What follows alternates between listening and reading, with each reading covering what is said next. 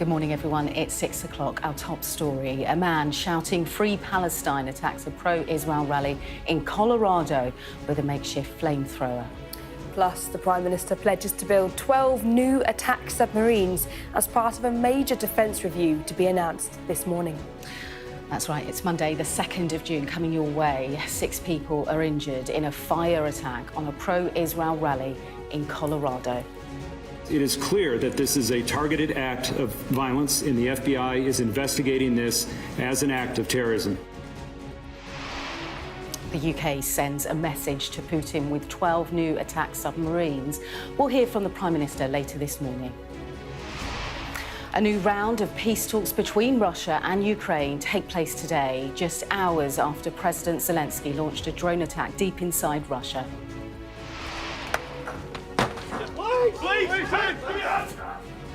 Sky News joins Greater Manchester Police as they investigate illegal cannabis factories in suburban homes.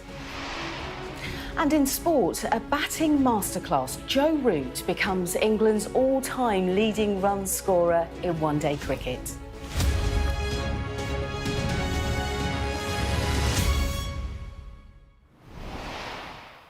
Good morning, everyone. Well, 6 people have been injured in a fire attack in a pro-Israel rally in Boulder, Colorado. Now, the FBI have arrested a 45-year-old man, and they've named him as Mohammed Sabri Solomon. They said he yelled "Free Palestine" as he wielded a makeshift flamethrower. Now, the White House says the suspect had overstayed a tourist visa and was in the United States illegally. Our US correspondent James Matthews reports. Not here. Sunday afternoon in the centre of Boulder, Colorado, a man shirtless is seen carrying bottles of liquid, shouting "End Zionist." Around him, people lie injured on the ground. Police say they were set on fire by an attacker using petrol bombs and a makeshift flamethrower. We can't do nothing.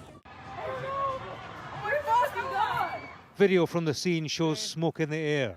Amidst the chaos, police make an arrest of a man lying on the ground. Victims of the attack had been taking part in a Run for Their Lives walk to raise awareness of hostages held in Gaza. This attack happened at a regularly scheduled weekly peaceful event. Witnesses are reporting that the subject used a makeshift flamethrower and threw an incendiary device into the crowd. The suspect was heard to yell "Free Palestine" during the attack. The subject has been identified as Mohammed Sabri Solomon, and he's 45 years old. It is clear that this is a targeted act of violence, and the FBI is investigating this as an act of terrorism. Police say the victims were aged between 67 and 88. The walk past the courthouse in downtown Boulder had taken place every week. In the coming days, decisions will be made about what charges to file and where. There's a couple different options, but what I would stress now, most importantly, is we are fully united 100% in making sure the charges we bring hold the attacker fully accountable. Yesterday's attack follows the murder of 2 employees of the Israeli embassy in Washington, D.C. Sarah Milgram and Yaron Lachinsky were shot dead outside the city's Jewish museum 2 weeks ago.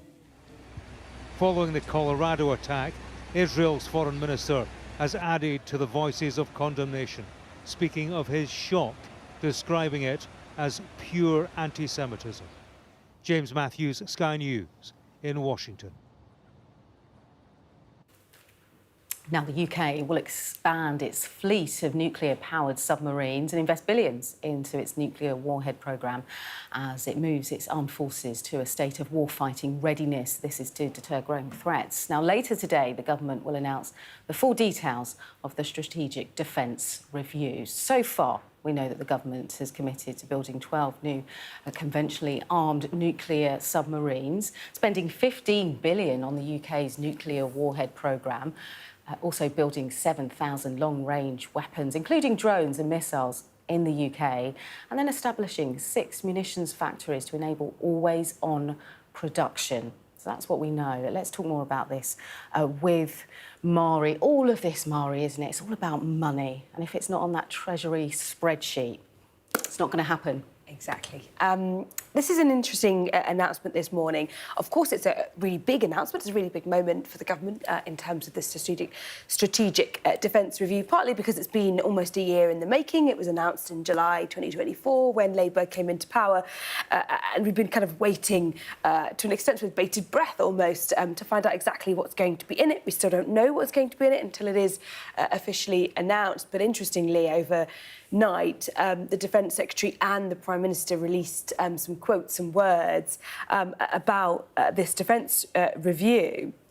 Now, just as a kind of piece of background for those watching, this is really kind of an assessment of where we are, what our capabilities are, what the threats might be that we're facing, and whether we are kind of battle ready, as it were, and what we need to do to become battle ready. And it really aims to kind of look at those threats, those vulnerabilities, and those areas for modernisation, transformation. There's 62 recommendations in this review. We're expecting the government to accept all of them in full. Now, the Prime Minister is going to be giving a speech later today in Scotland on this. He's been pledging to build and buy, up to 12 new submarines, attack submarines, supporting British jobs. So they're trying to show that this is a really positive thing. Let me read you a very short quote from the Prime Minister on this, where he says, national security is the foundation of my plan for change. This plan will ensure Britain is secure at home and strong abroad while delivering a defence dividend of well-paid jobs up and down the country. He goes on to talk about how it's going to ensure the UK rises to the challenge and our armed forces have the equipment they need to keep us safe at home, and it goes on. But what is interesting is if you look at some of the cash, like you say, let's look at the money, follow the money. Now, the authors of the Strategic Defence Review have written in The Telegraph this morning, and they've outlined really that actually the recommendations and the plans that they've made are based on that 3% figure of getting to spend 3% of GDP by next Parliament on defence. However, there's been a bit of a back and forth with government. So originally, John Healey, the Defence Secretary, had said he had no doubt that we were going to get that 3% figure in the next Parliament. And then over the weekend, he slightly softened that rhetoric and said it was an ambition rather than a promise or a pledge. Ambition sounds great, but it doesn't really mean anything. And so we have a situation now where it appears to be that perhaps, just perhaps, the Treasury may have said, hold on a second, let's look at these figures another time. Let's not get too carried away, with plans for 10 years, for instance. And so now there's a situation where Donald Trump is still wanting NATO allies to be spending 5%. Even the NATO General Secretary, Mark Rutte, says he wants 3.5% by 2032. Meanwhile, we're talking about 3% by 2034 as an ambition, not a pledge. So that has ruffled a bit of feathers, I think, and it's one to watch on those numbers. And also the understanding is, where is the money going to come from? We know that the government keep telling us how tight money is. They can't find money for the winter fuel allowance, and then perhaps now they can. They can't find money to expand the two-child benefit, the cap that they say they want to expand. Perhaps now it looks like maybe they can. So the question will really be, where are they going to find the cash for this if they do stick to that ambition of 3% of GDP? So interesting. Mari, thank you, as always. Delegations from Russia and Ukraine will meet in Istanbul for ceasefire talks today, a day on from one of the largest Ukrainian drone attacks on Russian military hardware. President Zelensky described the action, which hit 40 bomber aircraft across multiple sites deep in Russia, as a moment which will go down in the history books. Our Moscow correspondent Ivor Bennett reports. It is extraordinary footage, an on-board view of what Ukraine claims to be its most damaging drone attack of the war so far. According to sources, more than 40 Russian bombers were hit at bases across the country. One of the targets, deep in Siberia, 2,500 miles from the Ukrainian border. They are the planes Russia uses to fire long-range missiles, but it seems they won't be going anywhere now. The videos were shared with Sky News by a source in Ukraine's domestic intelligence agency, along with images of the drones before they were deployed. We're told they were launched from inside Russia, smuggled across the border in an operation that was supposedly 18 months in the making. The exact details are still unknown, but this is unquestionably an embarrassment for Moscow and possibly a serious setback. And that wasn't all. On the eve of peace talks aimed at building bridges, 2 in Russia were blown up, both in regions neighbouring Ukraine, with one resulting in multiple casualties. It was a road bridge over a railway. It crushed part of a passenger train that was passing underneath. Rescuers worked through the night to locate survivors amid the mangled wreckage.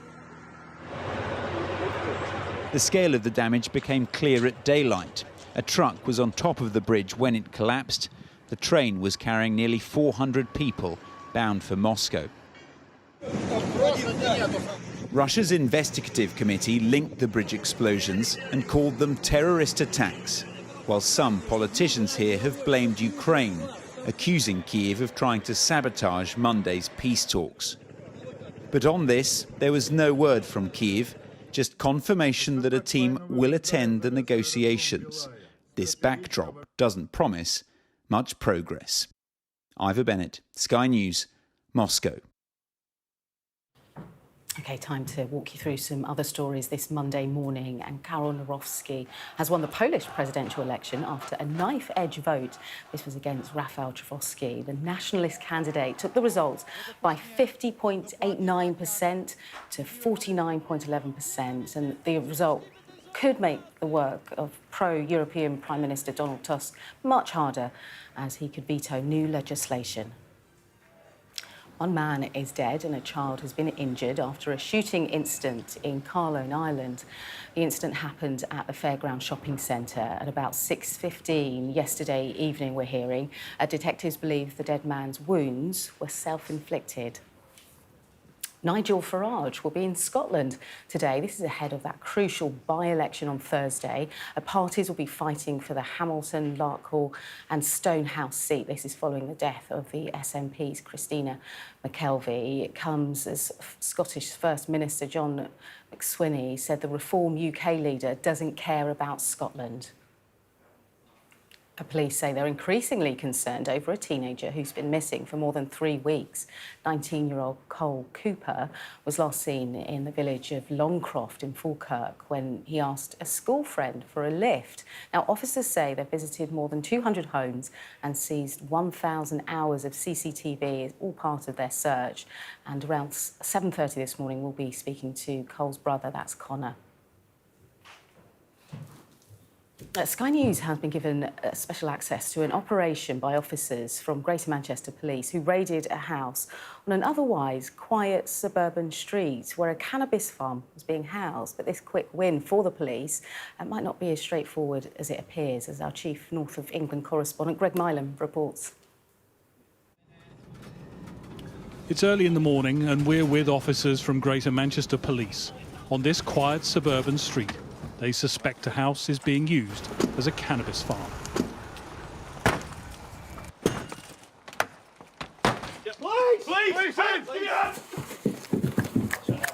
Please, stay where you are. Clear.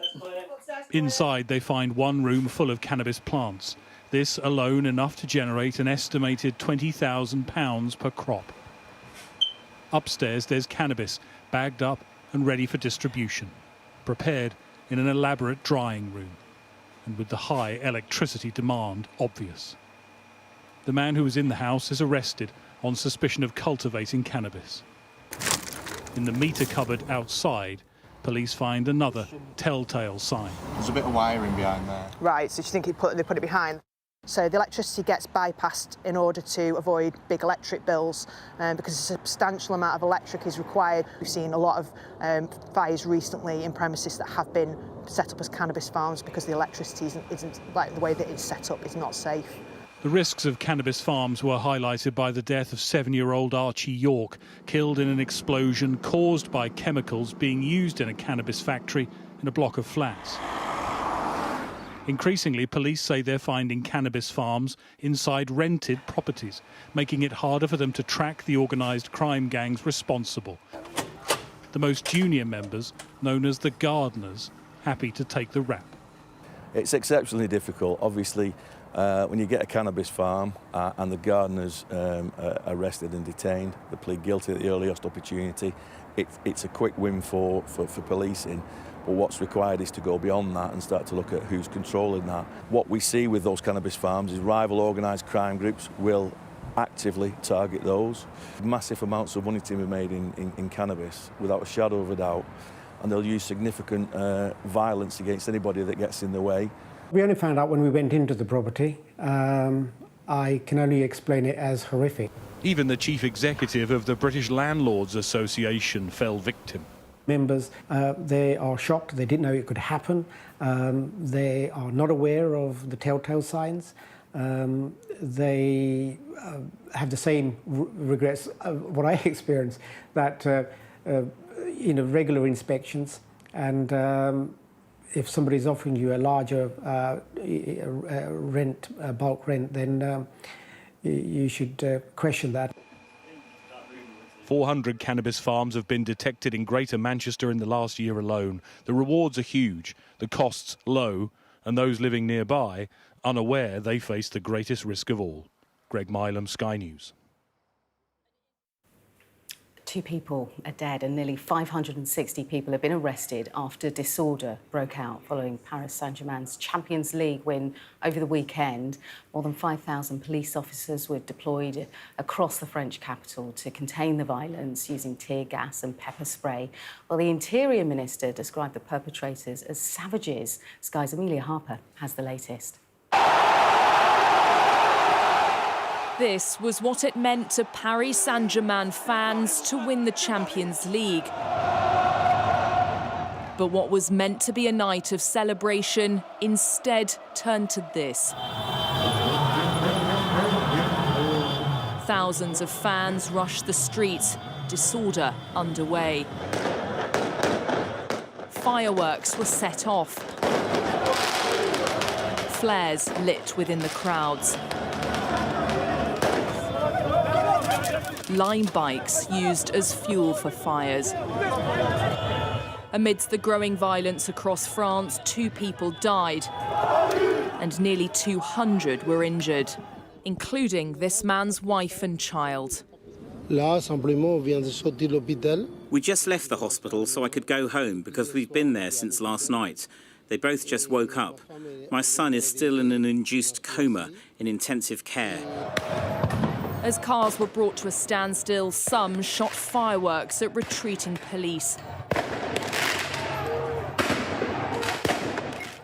Huddled officers clearly outnumbered.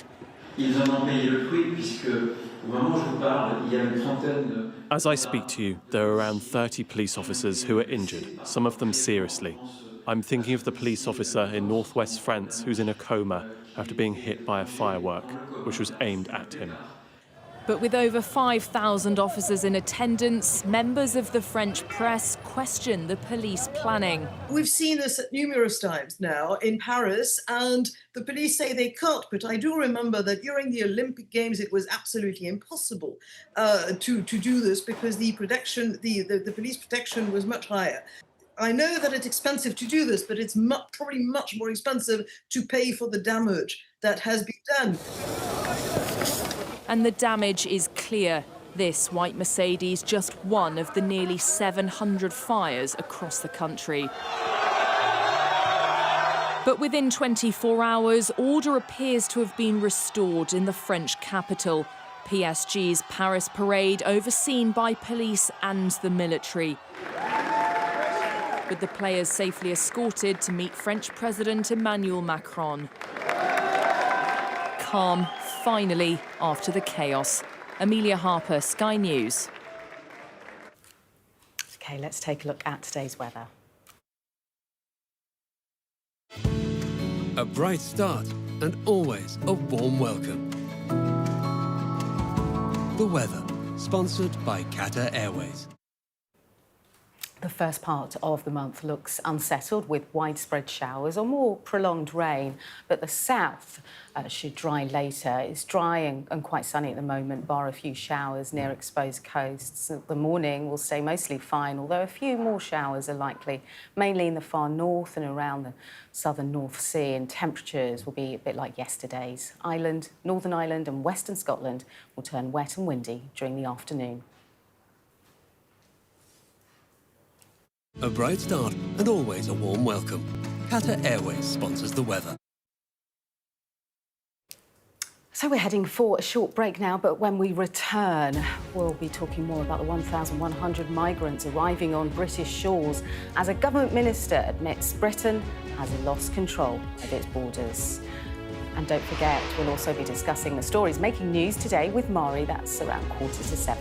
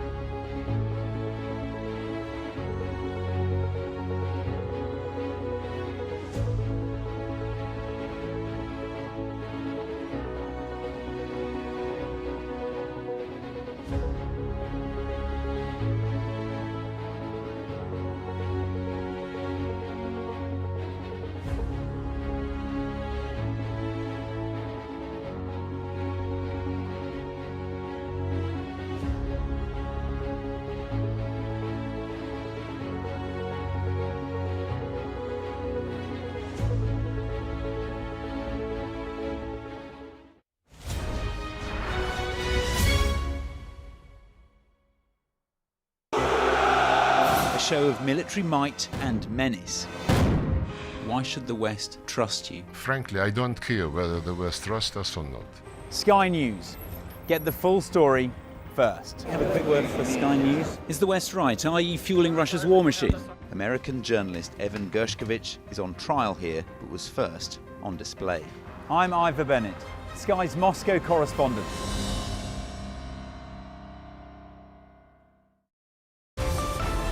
Staying connected is vital for business. Sky Business sponsors this report. The morning looks fine, mostly, although there'll be a few showers, mainly in the far north and around the southern North Sea. Temperatures will be like yesterday's. Northern Ireland and western Scotland will turn wet and windy during the afternoon and evening, while gales will develop over western coast. The bulk of Britain, meanwhile, looks fine, with any showers fading. The grass pollen season hasn't started in the north just yet, so levels will be low there, but will increase to the south, rising to very high in the southeast. Sky Business sponsors this report. The Defence Secretary John Healey has told Sky News that Britain has lost control of its borders over the past 5 years. Nearly 1,200 migrants landed on the UK shores on Saturday, the highest number of arrivals in a day so far this year. It further puts pressure on the Prime Minister and his plans to smash the gangs to stop the boats. Sky's Ashna Huranag reports. Images like these are no longer rare. They're a reminder of a new record. Saturday saw the highest number of small boat arrivals in a single day. More than 1,100 people came ashore in 24 hours. The government, who have pledged to smash the gangs, say this can only be solved with those on the other side of the channel. Britain's lost control of its borders over the last 5 years, and the last government last year left an asylum system in chaos and record levels of immigration. I think yesterday tells us a really big problem, which is you've got French police unable to intervene and intercept the boats when they're in shallow waters. That means we saw it. We saw the smugglers launching elsewhere and coming round like a taxi to pick them up. A taxi service is seemingly exactly what smugglers are advertising on social media. Videos set to upbeat music paint a picture that's plain sailing and far from precarious. And plenty are taking up the offer. 1,194 migrants arrived in 18 boats on Saturday. It means 14,811 people have crossed the channel so far this year, a figure that's 42% higher than this time last year, despite net migration having halved. In February, the Home Secretary welcomed a new French law which would allow police to intercept the boats in shallow waters. But there's been no change yet. There was a time when they were puncturing vessels, but you can see very, very large numbers of migrants. Not that many police around. I think it is dangerous for the French police to intervene. And I think it's easier for them actually to just keep a watching brief and allow people to come across. But I am worried that the French aren't doing as much as they might do, given the amount of money that we're giving them. The government knows the smugglers running lucrative businesses are quick to adapt their tactics. They are keen to be one step ahead, but they know, with the summer season almost upon us, warmer weather brings more desperate people. Ashna Harinag, Sky News. OK, still to come on The Breakfast Show this Monday for you.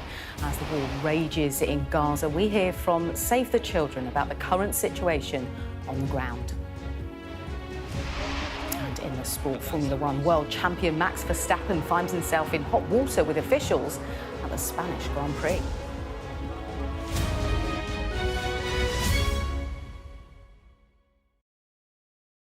We arrive. A secret hospital hidden in the Myanmar jungle, treating the victims of this bloody war. This is Myanmar today. Its military rulers don't want the world to see, but we have. I fight for my own future. I fight for my generation's future. This is an actual crime. They don't care for that. Myanmar army is only a couple of kilometers away. So this is a major humanitarian disaster.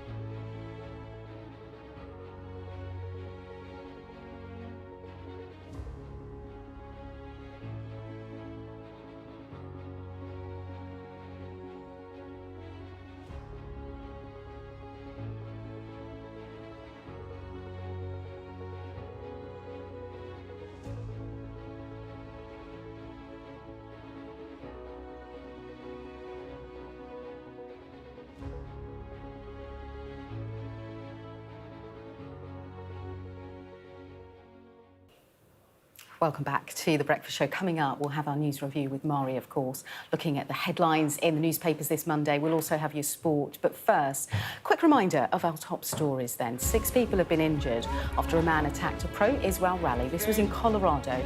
He used petrol bombs and flamethrowers. A 45-year-old individual has now been arrested, and the FBI are treating the incident as an act of terrorism. The UK will build 6 new nuclear-powered submarines as it moves to war readiness in an attempt to deter growing threats. It comes as the government will announce their strategic defence review later today, with ministers expected to increase the defence budget to 3% by 2034.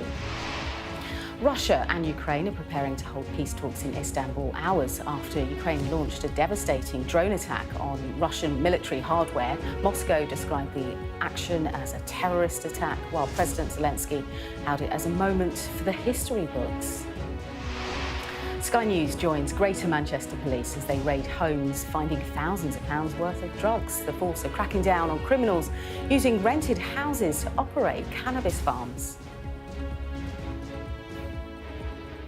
To the war in Gaza, and the Hamas-run Palestinian Health Ministry says at least 31 people have been killed near an aid distribution centre in Rafah. Now, there are conflicting reports on the number of people killed and whether the deaths were caused by an airstrike or by the gunfire of Israeli forces, but the IDF have denied firing on civilians near the complex. Our Middle East correspondent Alistair Bunkle reports. Ya Allah. They've been queuing for food near one of the new aid distribution points when the firing reportedly started. Ya Allah. This video appears to show that moment. Everyone was on the side of the road and they were shooting randomly at people. And the Navy was shooting and exploding bombs. There was no mercy. You say there is aid, so why is this happening? Some of the bodies were rushed to hospital on the back of a donkey and cart. The emergency department at Nasser Hospital in Khan Yunis was packed. A British doctor working at the hospital filmed this video. These are all gunshot wounds, and as you can see behind me, we've got all the bays are full and they're all gunshot wounds. It's absolute carnage here, and there are even more people in the main emergency department. The IDF said it was unaware of any injuries, and the Israeli-backed Gaza Humanitarian Foundation has claimed the reports are false, fake, untrue, and fabricated by Hamas. The IDF said it's actually reviewing this issue right now to see it. They didn't have any information to give me before I came online with you. But I have to say that during the last week, we have heard so much propaganda coming from Hamas about the humanitarian distribution point that I wouldn't be surprised if that's another case like that. The morgue in Khan Yunis was overflowing. Many of the dead were brought straight here. The health ministry in Gaza said that all of them were either shot in the head or the chest. He went to get some food for this little boy. Why did they shoot him? Why did they tell them to go get aid? Why? They go there, and then they treacherously kill them. It's sinful what they're doing to us. They are lying to us. The IDF released this drone footage today, which they say is armed Palestinian gunmen firing at people collecting aid. This was a different incident, and they don't explicitly say it was Hamas, but the Israeli military claims that it is an example of gunmen trying to prevent Gazans from getting food. There is still a desperate need for aid in Gaza, and the security situation is volatile, as people will do anything to get some food. The UN is delivering some aid, and the Gaza Humanitarian Foundation says that it's handed out more than 4 million meals over the past week. But these pictures from early on Saturday morning show how chaotic and out of control it is. Contractors in blue vests watch on as thousands grab what food they can. Israel said that the Gaza Humanitarian Foundation was set up to ensure aid didn't get to Hamas. But like this, there is no way they can know who is getting their hands on the food. Alistair Bunkle, Sky News, in Jerusalem. These are live pictures now from Khan Yunis this morning as, of course, the war rages on. And there's more on this story on the Sky News website and app to keep you updated. OK, let's take a look at the latest sports news now. Staying connected is vital for business. Sky Business sponsors this report. Andrea, 2 years on from your departure from Leeds United, how pleased are you to see them back in the Premier League? I'm very happy. As a fan of Leeds, as ex-chairman, I'm very, very glad for the fans that they are finally back in where they belong, the Premier League. And it is a big release for me because honestly, I had a very traumatic and difficult exit, and finally I feel now that the destiny adjusted everything, and I can come back to Leeds soon. Do you still speak to Parag Marathe and the ownership group? Yes. I speak to him normally a couple of times every month, and we stay in touch during the season. We comment about Leeds, we comment about other football trends, but particularly about Leeds. And we just spoke recently this week when he was in Leeds, but also he was busy in Rangers for looking at new opportunity. I think Parag and the guys involved supporting him and the new management will have the credibility and the experience, they know how to take it to the next level. So they can take back the route and the direction to bring back Leeds as a, I hope, top club and back to Europe one day. How difficult will it be for Leeds, that jump from the Championship back to the Premier League, because you've done it, and with success in that first season under Bielsa, Leeds finished 9th. The gap between the Premier League clubs and the newly promoted club is getting bigger and bigger. In the last 2 seasons, basically all the club promoted bounced back to the Championship. So this showed that the category is another level. It requires investment, it requires a new project, it requires a football transition, in some cases revolution in the squad, and sometimes when Sky Business sponsors this report. Still so much to come on Sky News Breakfast. After the break, we'll be discussing the stories making news with Mari. But for now, here's a short break.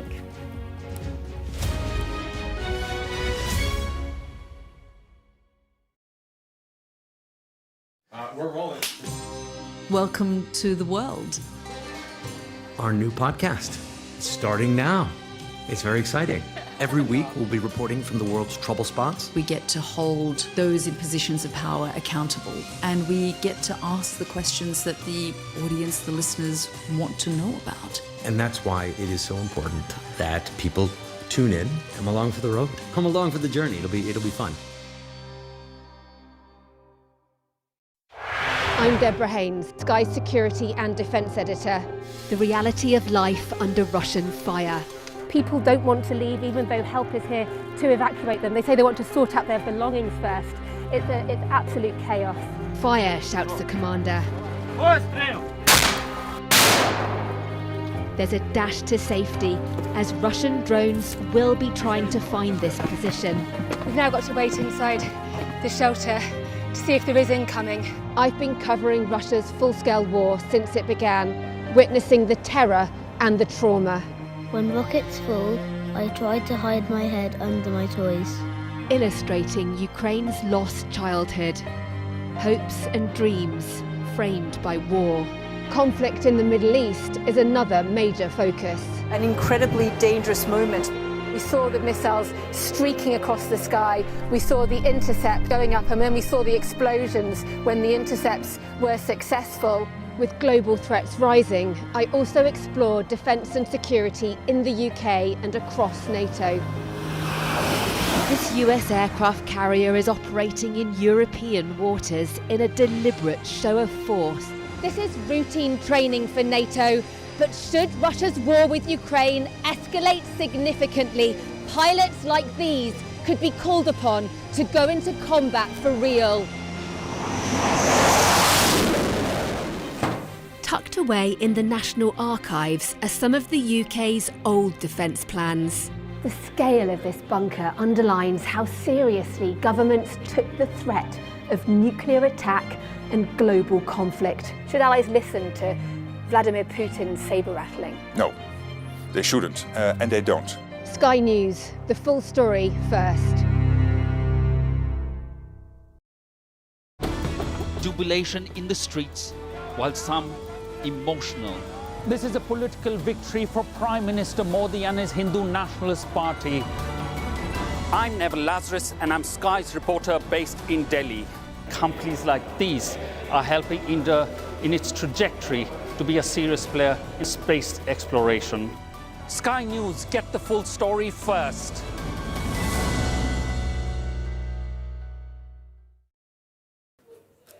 Welcome back. Let's return to the war in Gaza to get the latest on the situation on the ground and how children in particular are being impacted as the war rages on. I'm pleased to say we're joined this morning by Georgia Tacey, the Gaza lead for Save the Children. Georgia, thanks so much for joining us this morning. I wonder if you can give our viewers just a snapshot of the reality of what life is like for children in Gaza today.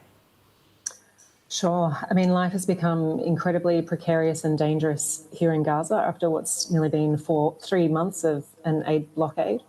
I was out of Gaza just for 3 weeks, and in that time after returning, I've seen a significant deterioration in the physical and mental health of our own team and the children we serve. Walking around the camps and the shelters just close by down the road, where there used to be a lot of energy and community spirit, even amongst all the poverty, there's now a lot of despair and fatigue and listlessness. We're seeing huge spikes in malnutrition in children and pregnant mothers. There's very little food on the market, and what is available is just extortionately expensive. And so it's a really, really desperate situation for children and families right now in Gaza. Yeah, it does sound really desperate, Georgia. Give us an insight into what Save the Children are able to do, are able to help, given the context of where you're working. So we're very fortunate to still be able to be doing daily water distributions in 16 shelters across the Gaza Strip. We're running nutrition programs to give supplemental feeding to children and mothers who are malnourished. We're running child-friendly spaces where we give children an opportunity to escape the absolute nightmare they're living and process some of the stress and trauma they're experiencing. And we're running temporary education spaces for children just to try and keep up with the minimum amount of education to get them through. Georgia, so it's a drop in the ocean. Absolutely, and what you're doing sounds amazing given the circumstances. I was just interested in what you said there about child-friendly spaces. Tell us how you're able to emotionally help children. Well, this is what Save the Children do in crisis. We have trained professionals and social workers and counsellors that work directly with children who are surrounded by grief and trauma. So many of the children we're working with have lost their parents, their siblings, their neighbours, their friends who have been killed right in front of them. Many of them have had to endure painful surgeries without anaesthesia, without family or support. So our teams are there providing them a space where they can play, they can do art therapy, they can process the trauma through both psychological exercises as well as physical exercises. And we're also teaching children how to be good friends to one another to support their children and friends who are also going through similar crises. So a couple of hours a day, it's just an escape from the atrocities that they're seeing in their own backyard. What struck you the most, Georgia? Any stories you can tell us about interactions you've had with children in those child-friendly spaces? You know, we always say, which is true, that children are incredibly resilient, and they are always a joyful space for us to go into. We often brace ourselves for, what horrific stories are we going to hear today? But you often leave feeling so much better that we ourselves are healed through working with children. But I will say what is deeply, deeply concerning right now is the amount of children who are expressing suicidal ideation. They have lost everything, and they are talking about that they also want to end their lives so they can go be with their parents or their siblings who have recently passed. So that's deeply troubling. They're desperate and they're starving. And so what we want to have is those borders open and let us do our jobs, let us deliver aid to these communities. On the ground, when you're talking to families, mums and dads, children too, what's the overall sense that you're getting from them? Well, I think the big change in these last couple of weeks has been this despair that they hear of a ceasefire, everyone gets very hopeful and they build themselves up for any minute there's going to be a ceasefire. And then they see these catastrophic aid distributions where people are being shot at and killed from just trying to receive aid. And so you do see these big psychological dips of both caregivers and children. And then it's local time, it's 8:45 in the morning where you are. Give us an insight to the day of an aid worker, aid distribution centres. What do you do? How do you plan for a day in Gaza? Well, certainly for our team, our national staff here, it is very different from 18 months ago. Just to get to work is a really dangerous enterprise because of the fuel crisis. Everyone is mainly on foot. They can walk up to 2 hours a day just to get to our office. And that is after they've been up in the morning, finding firewood, trying to find some food for their own children so they can risk their lives to come to work to serve other people's children. Then they will be going out in our buses to different sites where they might be either running child services, or they might be delivering water, or they might be delivering hygiene packages. And they are out meeting with community leaders, making sure people know that our distribution will be safe and calm and equitable and reaching the most vulnerable. They're out there for a couple of hours a day. Our security team are running 24/7 to make sure that we are avoiding, where we can, airstrikes and any dangerous evacuations. And then they're coming back to the office in enough time to report on what they've seen and done for the day before they start the arduous and dangerous journey back to their homes, where they are anxious to make sure their entire family are still intact after a day of their phone having a million alerts about all the different evacuation notices, airstrikes, explosions. And so our staff are just constantly living in this hypervigilant, anxious state. Whilst they're serving the most vulnerable, they're also thinking about, is my family going to be intact tonight when I get home? And Georgia, just before you leave us, because I know you have to get on personally, what keeps you doing this job?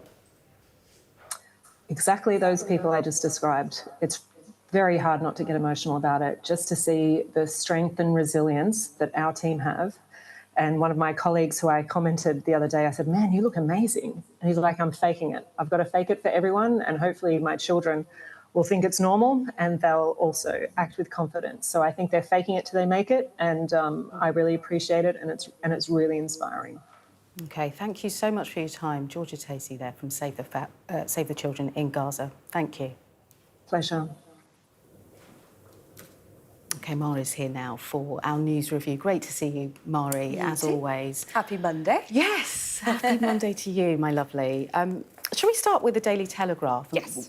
Obviously, we're talking about the defence review and what we'll hear from that later. And it's across a lot of the papers, but it's front and centre, of course, of the Daily Telegraph today, too. Yeah, this is covered in a few papers, but I chose the Telegraph partly because it links to a letter, a written kind of piece, as it were, in the Telegraph by the authors of the Strategic Defence Review. We were talking about this earlier, weren't we, Leah? And really, what they've said in that article, let me read you a little quote from what they've written. So they say, government's important decision to raise defence spending to 2.5% of GDP by 27 to 28 and vitally to 3% in the next parliament made an enormous difference. The decision established the affordability of our recommendations across a 10-year programme.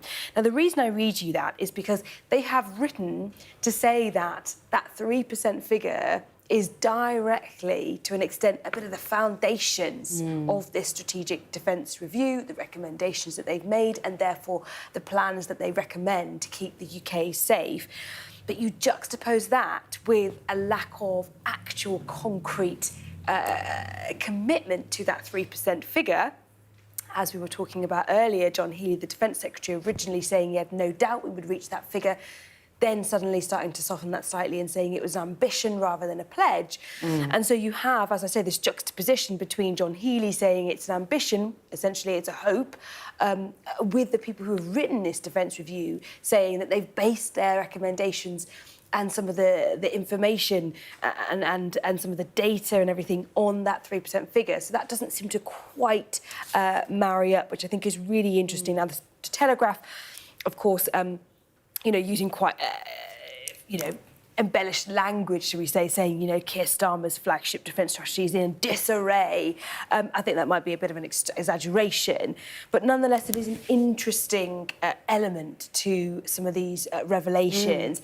It is also important as a bit of context. that we know the spending review is coming later this month. We know that at the moment lots of different cabinet ministers and departments are jostling for cash. Everybody's trying to get a bit more cash for their brief, as it were. And so this does speak to the Treasury trying to perhaps be incredibly careful about spending commitments when they don't quite know what they're going to have in the coffers in the next 5-10 years, if they're even in power in the next Parliament. That's still obviously not a given. And what's really interesting is the Telegraph is basically saying this is raising questions over whether ministers actually have the funds to pay for this defence strategy in the first place. And that's the real key question. Does the government actually have the cash for what they're going to be pledging today? The cash matched up to the rhetoric from John Healey saying this is a message to Russia, this is a message to Putin. Well, actually what it's really saying is we'll put Russia on hold at the moment while we sort ourselves out, because where are the weapons? We're building them. You know, the factories, they're being built. It's right now that the threat we're being told that we're facing. So there's lots of criticism around that. But what I'm not hearing very much is that there's billions for weapons and factories. The veterans, you know, these are the guys and the girls that are coming back from the front line without affordable housing, you know, and just the basics to live. And that's where lots of people out on the street will really find it hard today when we're talking about all these billions that are being made. And like you said earlier today, we're being told that there isn't money for pensioners, there isn't money for left, right and centre, but suddenly there is. So this is going to run and run. I'll change our story now before I keep ranting. Guardian, please, will be the next. And it's a front page. I always love a health story. But for the first time, doctors are saying that exercise can help reduce the risk for cancer patients dying by 1/3, they're saying, stopping tumours coming back also, which sounds incredible. And in some cases, they're saying more effective than actual drugs. And of course, doctors always say for decades that adopting a healthy lifestyle after any kind of fight with cancer is what they would suggest. But until now, there's been little evidence linked to recovery or fending off cancer to exercise. But this landmark trial, and it involved people from the US, the UK, Australia, France and Canada, found that exercise regime actually could reduce the risk of cancer coming back if you've suffered from a type of cancer. And I think this is quite remarkable. And it just hammers home, doesn't it, for all of us, really, that we could all do a little bit of exercise just to improve so much. But this is a landmark study that I think we'll be hearing more and more about. So I quite like that story on the front page of The Guardian. Brilliant. Today. I love a story like that. It's very positive. Yeah. It shows that we can do things ourselves a little bit. You know, it always feels like, you know, so much is out of our control. It's nice to know little snippets like that we can try and control. Yes. The next story blew me away a bit. It's the front page, everyone, of The Sun. You might see this in shops on the way to work or on your mobile phone, but it's Liz Truss flogging whiskey for ex-con in Scunthorpe. Mari, what is going on in the world? This is such a bizarre story, Leah. So Liz Truss, remember her, she... the ex-Prime Minister. Yes. She has been, you know, kind of promoting or appearing alongside this guy, Dougie Joyce.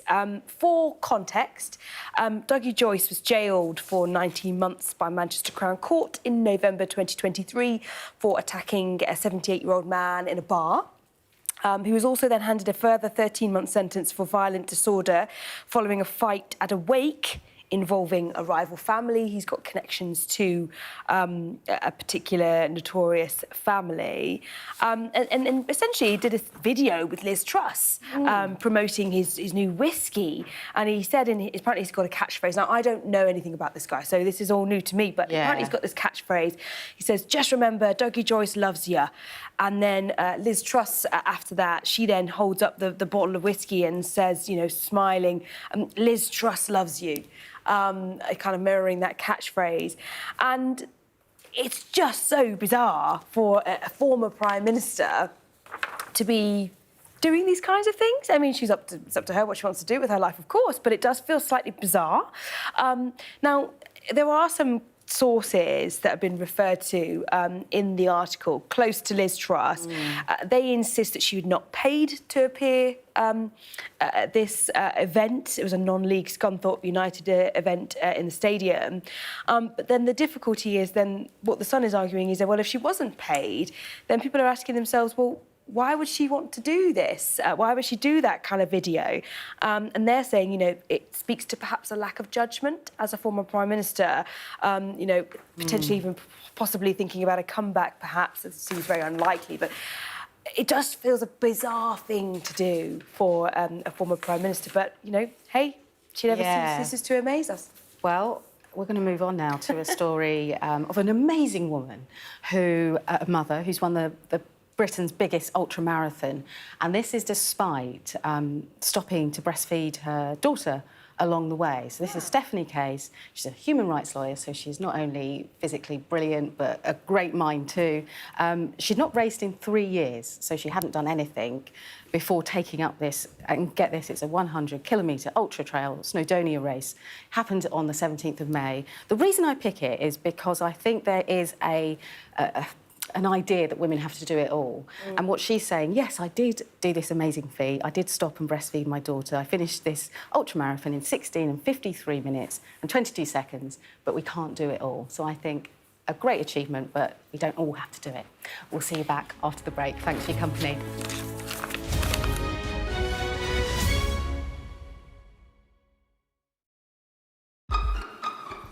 We've got your Sunday mornings covered.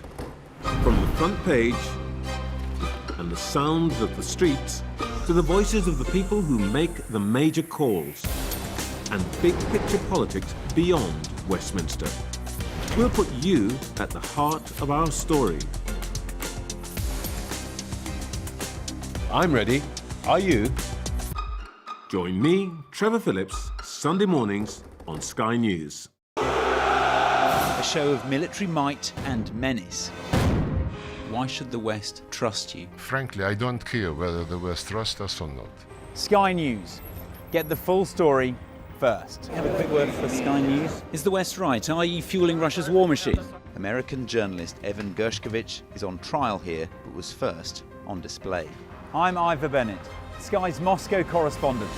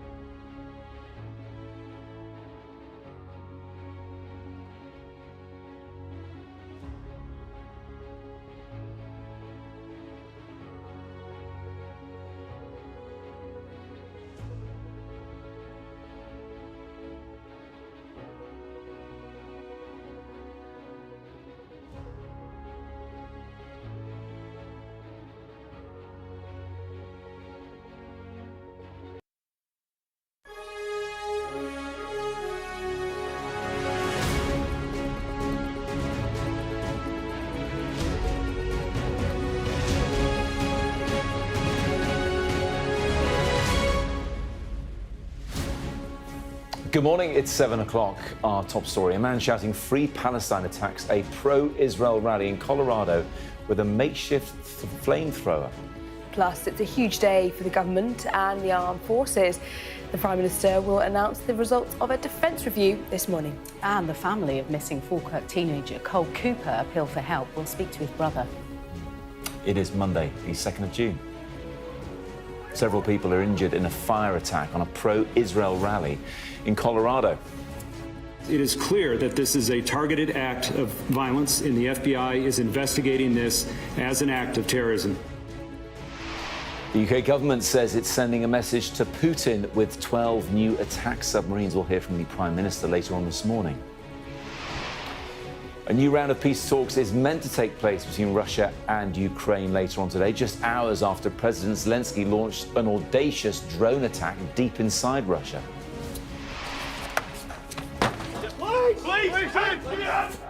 Sky News joins Greater Manchester Police as they investigate illegal cannabis factories inside suburban homes.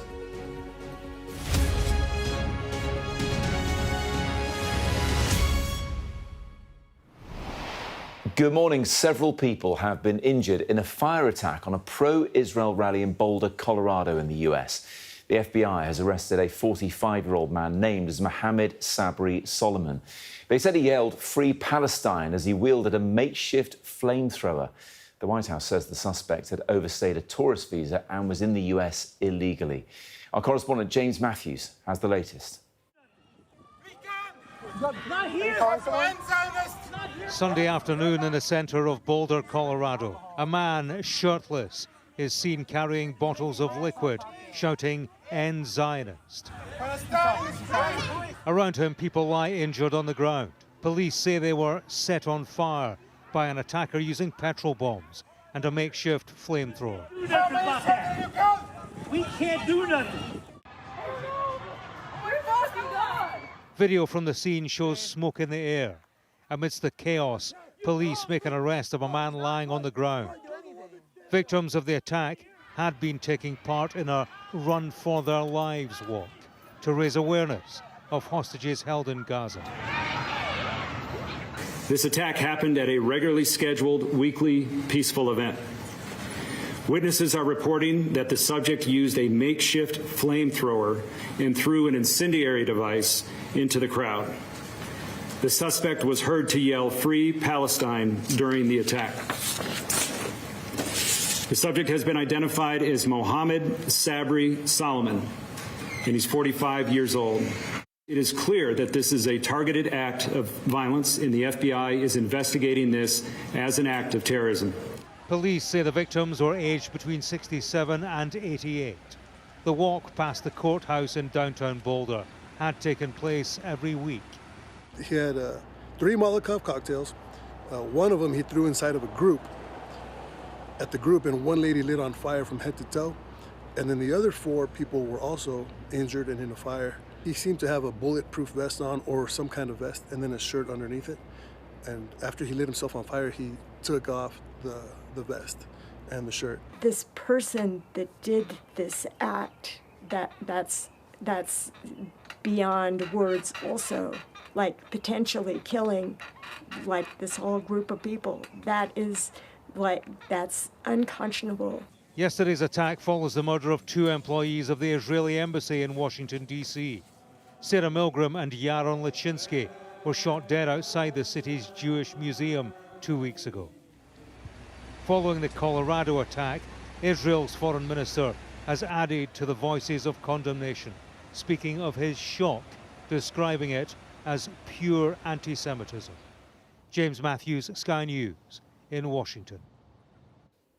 The Prime Minister will announce the results of the long-awaited defence review on a visit to Scotland later on this morning. So far, we know that the government's committing to building 12 new conventionally armed nuclear submarines, spending $15 billion on the UK's nuclear warhead programme, building 7,000 long-range weapons, including drones and missiles, in the UK, and establishing 6 munitions factories to enable what they call always-on production. Well, Deborah and Mari are here with me now to chew over all of this. They're announcing it later, Deborah, but we seem to know a lot about it already. What are the main responses to what we know so far?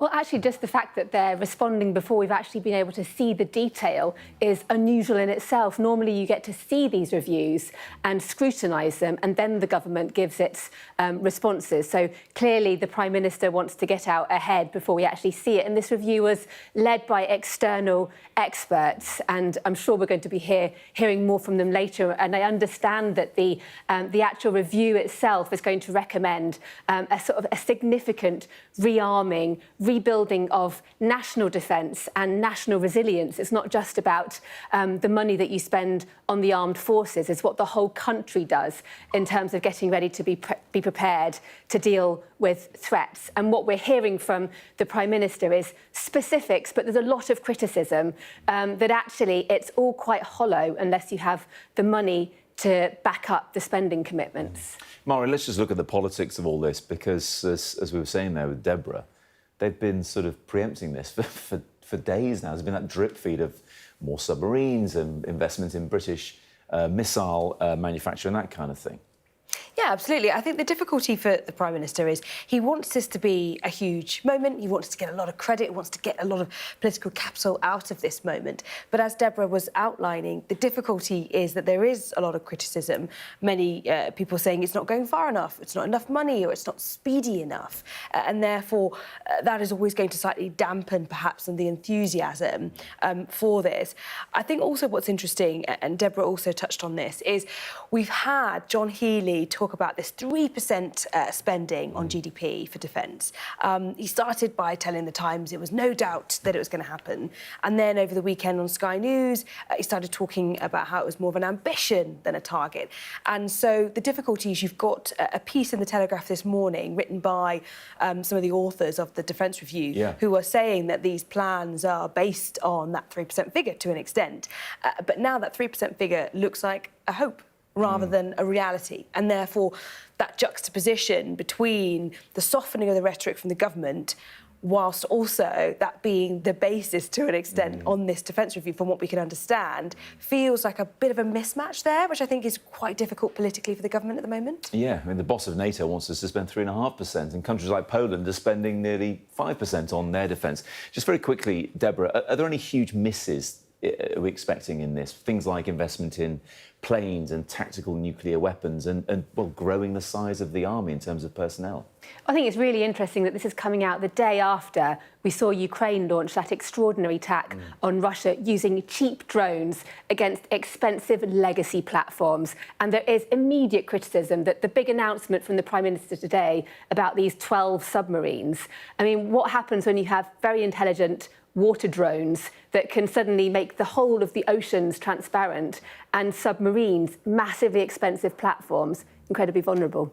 Good points, both. Well, I'll be speaking to the Defence Minister, Luke Pollard, in just a few moments' time. And if you scan the QR code that's on the screen right now, there it is, you can follow Sky News and Tortoise Media's new podcast series, The War Game, hosted by someone called Deborah Haynes, who happens to be sat right here. There's no point in me reading out the rest of what's on here. I may as well ask you what's on it. Well, actually, interestingly, it's a war game that we've simulated of a Russian attack against the UK. And our defence chief in the war game is actually one of the authors of the Defence Review. Okay. So clearly someone who knows what he's talking about. I read that the last time Britain did a war game, we ran out of missiles in 8 days, which, given how long the Ukraine war's gone on, is a bit concerning. It is concerning. Well, we can't give any details away about what happens in our game, but you'll have to listen to the next podcast. week. I hear what you're saying there. Thank you both very much indeed. Well, staying with this theme, delegations from Russia and Ukraine will be meeting in Istanbul later for ceasefire talks, just a day on from that audacious Ukrainian drone attack deep inside Russia, which Deborah mentioned just a moment ago. The operation used small drones, which have been smuggled into Russia hundreds of miles away from Ukraine. More than 40 Russian warplanes were struck by the drones in an attack which had taken nearly 18 months to plan. Ukraine's President Volodymyr Zelensky praised the operation as a success.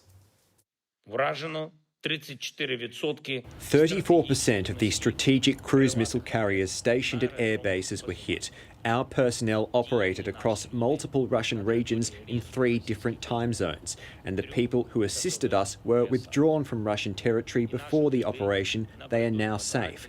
It is genuinely satisfying when something I authorised a year and 6 months ago comes to fruition and deprives Russians of over 40 units of strategic aviation. We will continue this work. Elias, it really was an audacious move by Ukraine, and some comparing it to Pearl Harbor, which of course prompted the US to enter the Second World War as well. It was a big move. Yeah, and it just shows that Zelensky has a lot up his sleeve that we clearly don't know about. Certainly does, certainly does. Right, rest of the news. Shall I do it? Please. OK. Sky News has been given access to an operation by officers from Greater Manchester Police who raided a house on an otherwise quiet suburban street where a cannabis farm was being housed. But this quick win for police may not be quite as straightforward as it appears, as our chief North of England correspondent Greg Milam reports. It's early in the morning and we're with officers from Greater Manchester Police on this quiet suburban street. They suspect a house is being used as a cannabis farm.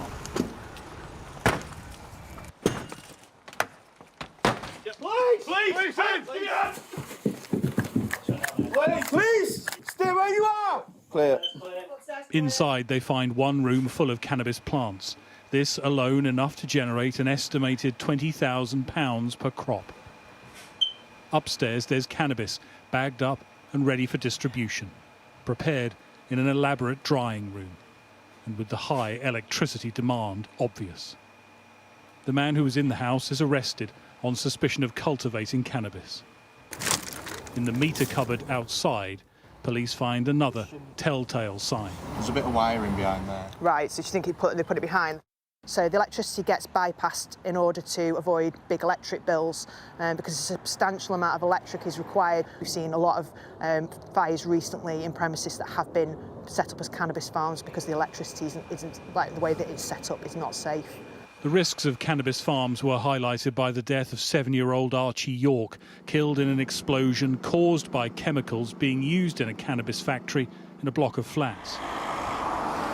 Increasingly, police say they're finding cannabis farms inside rented properties, making it harder for them to track the organised crime gangs responsible.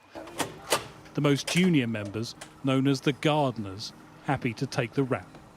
It's exceptionally difficult. Obviously, when you get a cannabis farm and the gardeners are arrested and detained, they plead guilty at the earliest opportunity. It's a quick win for policing. But what's required is to go beyond that and start to look at who's controlling that. What we see with those cannabis farms is rival organised crime groups will actively target those. Massive amounts of money to be made in cannabis, without a shadow of a doubt. And they'll use significant violence against anybody that gets in the way. We only found out when we went into the property. I can only explain it as horrific. Even the chief executive of the British Landlords Association fell victim. Members, they are shocked. They didn't know it could happen. They are not aware of the telltale signs. They have the same regrets what I experienced, that regular inspections, and if somebody's offering you a larger bulk rent, then you should question that. 400 cannabis farms have been detected in Greater Manchester in the last year alone. The rewards are huge, the costs low, and those living nearby, unaware they face the greatest risk of all. Greg Milam, Sky News. Just going to jump in with some breaking news. Ukraine's delegation has apparently arrived in Istanbul for those latest talks with Russia. Those talks planned for this afternoon. I'm sure they'll be more interesting given Ukraine's audacious attack on those Russian aircraft yesterday. You remember when they last met, not an awful lot was agreed, certainly not in relation to a ceasefire, but they did agree the swapping of 1,000 prisoners, which was completed. So Ukraine's delegation has now arrived in Istanbul for those talks with Russia. OK, Matt, thank you. I'm going to take viewers now to Poland because Karol Nawrocki has won the Polish presidential election. This was after a knife-edge vote, and this was against Rafał Trzaskowski, the nationalist candidate. Took the result by 50.89% to 49.11%. Now, the result would make the work of pro-European Prime Minister Donald Tusk much harder, really, as he could veto new legislation. Elsewhere, police say they're increasingly concerned over a teenager who's been missing for more than 3 weeks. 19-year-old Cole Cooper was last seen in the village of Longcroft in Falkirk when he asked a school friend for a lift. Officers say they've visited more than 200 homes and seized 1,000 hours of CCTV, all part of their search operation. And we'll be speaking to Cole's brother Connor at 7:30 this morning. Also today, Nigel Farage will be in Scotland. This is ahead of a crucial by-election on Thursday. Parties will be fighting for the Hamilton, Larkhall and Stonehouse seats following the death of SNP Christina McKelvey. It comes as First Minister John Swinney said the Reform UK leader doesn't care about Scotland. And the records keep on tumbling for cricketer Joe Root. He's become England's all-time leading run scorer in one-day cricket. Root made 166 against the West Indies in Cardiff to help seal a 3-wicket victory. And last month, Root became the first England cricketer to pass 13,000 runs in Test cricket. Now, one man is dead and a child has been injured after a shooting in Carlo in Ireland. He's joining me to talk about this. To bring us the latest, our Ireland correspondent Stephen Murphy. Stephen, tell us more. Yeah, an incident like this is incredibly rare in Ireland. But yesterday evening, in the early evening time, at a place called the Fairgreen Shopping Centre, which is located in Carlo, it's a town just over an hour sort of south of Dublin. Witnesses reported hearing multiple gunshots and seeing a gunman wielding a firearm near the Tesco there in the Fairgreen Shopping Centre in Carlo town. Emergency services were scrambled to the scene. Details then were unclear. Eyewitnesses spoke of many people fleeing the shopping centre as emergency services responded. The Gardaí, the armed Gardaí, the Irish police went to the scene. A short time later, they were able to confirm to us that there was no further threat to public safety, that there was a deceased male at the scene.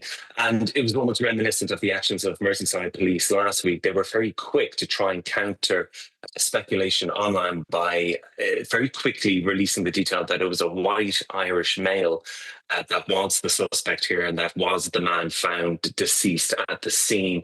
There were also reports from witnesses that there may have been some sort of device with that person, and as a result, the Irish Defence Forces were asked to intervene. They sent their emergency explosive ordnance team, the bomb disposal squad, to the site and used a remote-controlled robot then to probe the remains of the deceased person, who remains at that scene this morning. It was cordoned off overnight. There was also an injury to a young girl at the scene. Gardaí are keen to stress they don't know yet whether that was the result of a gunshot or somehow she sustained that in the melee and the chaos in the immediate aftermath. But she received paramedic treatment. She didn't actually need to be taken to hospital. She was able to go home with her family at the end of that. The Taoiseach, the Prime Minister Micheál Martin, said he was shocked and saddened at the scenes in Carlo and that it was important to allow the Gardaí, the Irish police, the time to investigate this. The Justice Minister, Jim O'Callaghan, here in Ireland pointed out that gun crime remains extremely rare in Ireland, and the government is determined to that remain the case. So the investigation really kicking into gear this morning, but certainly the people in Carlo were relieved that this sort of extremely rare situation in Ireland, it could have been a lot worse than the ultimate outcome. Thanks a lot, Stephen. Let's have a quick look at some of the morning's papers now. And the Financial Times reports that Starmer pledges more submarines and missiles to make the military ready for war. That story is also on the front of the Eye today. They report Britain is sending a warning to Putin with 12 new attack submarines. And in the Mail, defence spending is the lead story as well. It says Labour is accused of a U-turn after appearing to water down a crucial military spending pledge. Well, let's talk about that. Joining me now is the Minister for the Armed Forces, Luke Pollard. Good morning to you. How are you going to pay for all this? Good morning. Well, the Prime Minister set out in February this year that the UK would be transferring funding from the international development budget to defence, reaching 2.5% of defence of GDP spend on defence by April 2027, with an ambition to get to 3% in the next Parliament as economic conditions allow. Now, that is a huge boost for defence spending, an additional £5 billion in the defence budget this year. And the Strategic Defence Review today sets out what we'll be spending that money on to keep Britain safer, to invest in new technologies, as well as supporting the brave men and women who serve in our armed forces. Luke Pollard, is the review based on the money you have? Well. Is it based on the money you have now, or the money, the 3% that you would like to have in the future? Well, I've got no doubt that we'll be moving into a 3% territory in the next Parliament. But the additional monies we have in the budget today, we have £5 billion additional. This is really important if I come back on that. Sorry to interrupt, but let me just come back on that. The money you would like to have, or the money you definitely will have, is there a commitment to having that 3% from the Chancellor of the Exchequer? Well, there's been no change in this policy since the Prime Minister announced it in February, and that's really important to say. What we're setting out today is what we're spending that increased defence budget on. The increase that I have in the budget in the Ministry of Defence today is being spent on new kit and capabilities, more support for our Armed Forces housing, an extra £1.5 billion going into Armed Forces housing this Parliament to deal with the scandal of the accommodation many of our forces live in, more investment in munition factories and in the 7,000 new weapon systems that we're buying to give our forces not only additional capabilities but to strengthen our warfighting readiness, because we know we live in more dangerous times. We know there are new threats to the UK and our allies, not just conventional threats but new nuclear threats as well, and that is why the Defence Review sets out not just the threat environment that the UK and our allies are facing, but how we learn the lessons from Ukraine, how we integrate drone warfare into our armed forces, how we can move that increased defence budget to British companies, making sure that defence can be an engine for growth, creating jobs right across the country. Yeah. And as you've seen from today's announcement this morning about the new nuclear attack submarines, that's a boost for the jobs in Derby that make the nuclear reactors and in Barrow that build the submarines, but for firms right across the country in the defence supply chain, doubling the number of graduates and apprentices involved with that nuclear submarine build programme. A really big boost for defence today. Well, that's a lot of detail in one answer, but one that was missing was regarding my question. What I'm hearing is the Defence Review is based on spending 3% of GDP, but you can't commit to having that money. Have I got that right?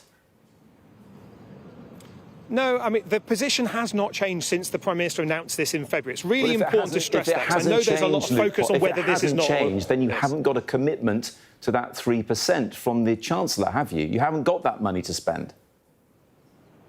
Well, what we've set out very clearly is we're spending 2.5% of our GDP by April 27. That restores us to 2.5%, a figure not met in any of the last 14 years under the Conservative government. It means that we are moving towards a 3% spending in the next Parliament. And because of the work the Chancellor's been able to do in steadying the economy, in growing our economy, the fastest growth in the G7 now, I've got no doubt that we will be spending 3% on defence in the next Parliament. And the SDR, the Defence Review that we're publishing today, sets out the new kit and equipment, the new fighting doctrine, our new war-fighting readiness that our forces will need to be able to deter the aggression that we're seeing from Russia that will keep the UK and our allies safe. War-fighting readiness without more soldiers, though? Well, I don't want to get into the announcements that may come later today, but what we are setting out is an increase in the capabilities and capacity of our armed forces to deter aggression. That is really important, because the key point about our armed forces is they should be able to defeat aggression if it comes, but their primary role is to deter any aggression. And as we're seeing from Russia in Ukraine, Russia attacking one of our allies, Russia attacking civilian targets, there's a real threat to NATO allies and to the UK, and that's why we're investing more in defence with this Defence Review. I mean, you have shared a lot of the detail of the Defence Review before we've actually seen it, but I'll give you that one on soldiers. Maybe there will be an increased number of soldiers. You're talking, though, and your boss, John Healey, said at the weekend, this is a message to Russia that we're ready in this new era of threat. We're not ready now, are we? Russia has been, well, depending on your definition, been fighting Ukraine for 3 years or 11 years since the annexation of Crimea, whereas it could take another decade to actually be on a war footing our end. If Russia wanted to attack us tomorrow, we couldn't do an awful lot about it.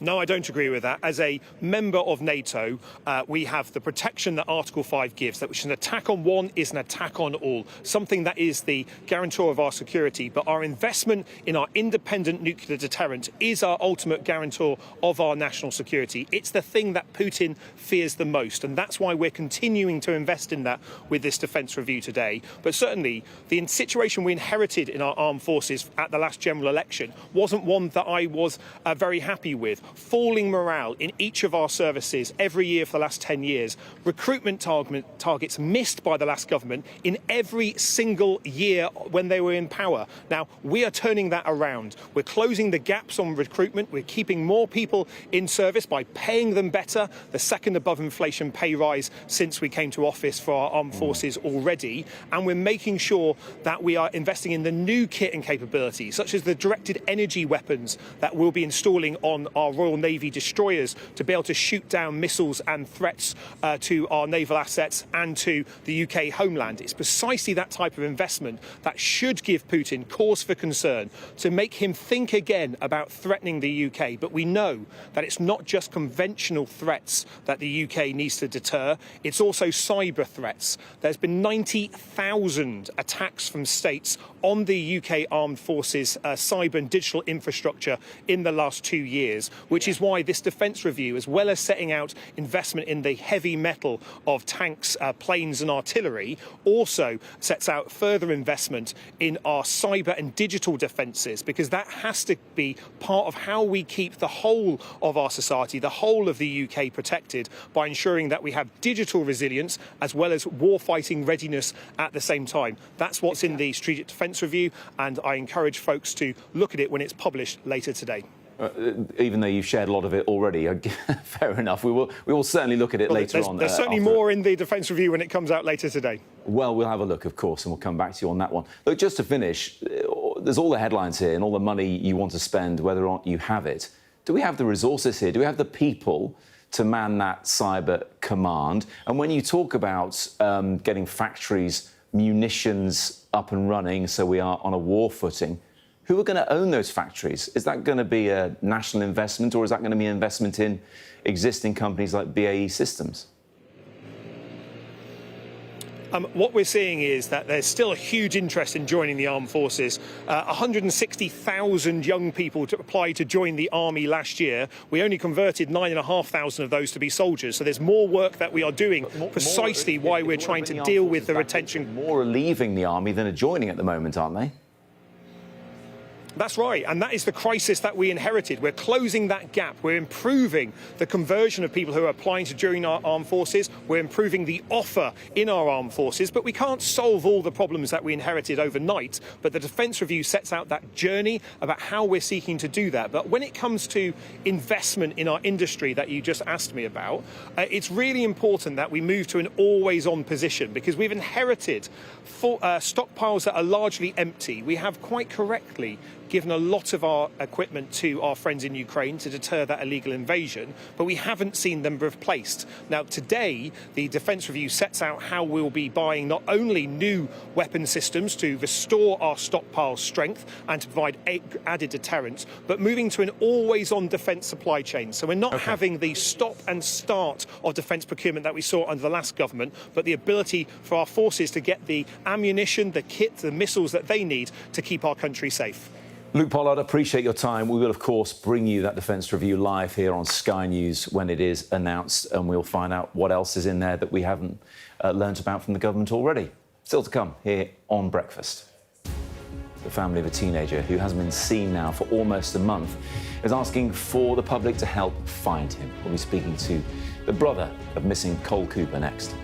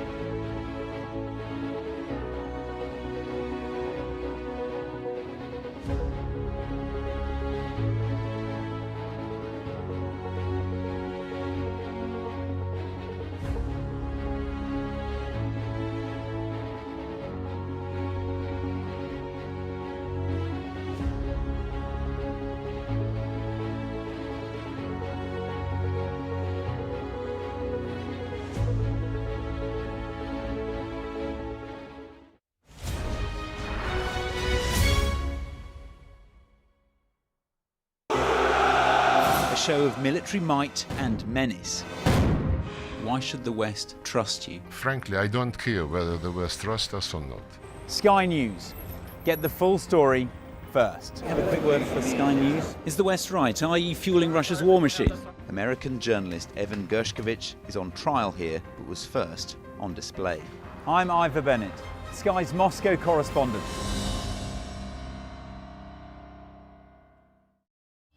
We arrive. A secret hospital hidden in the Myanmar jungle, treating the victims of this bloody war. This is Myanmar today. Its military rulers don't want the world to see, but we have. I fight for my own future. I fight for my generation's future. This is an actual crime. They don't care for that. Myanmar army is only a couple of kilometers away. So this is a major humanitarian disaster.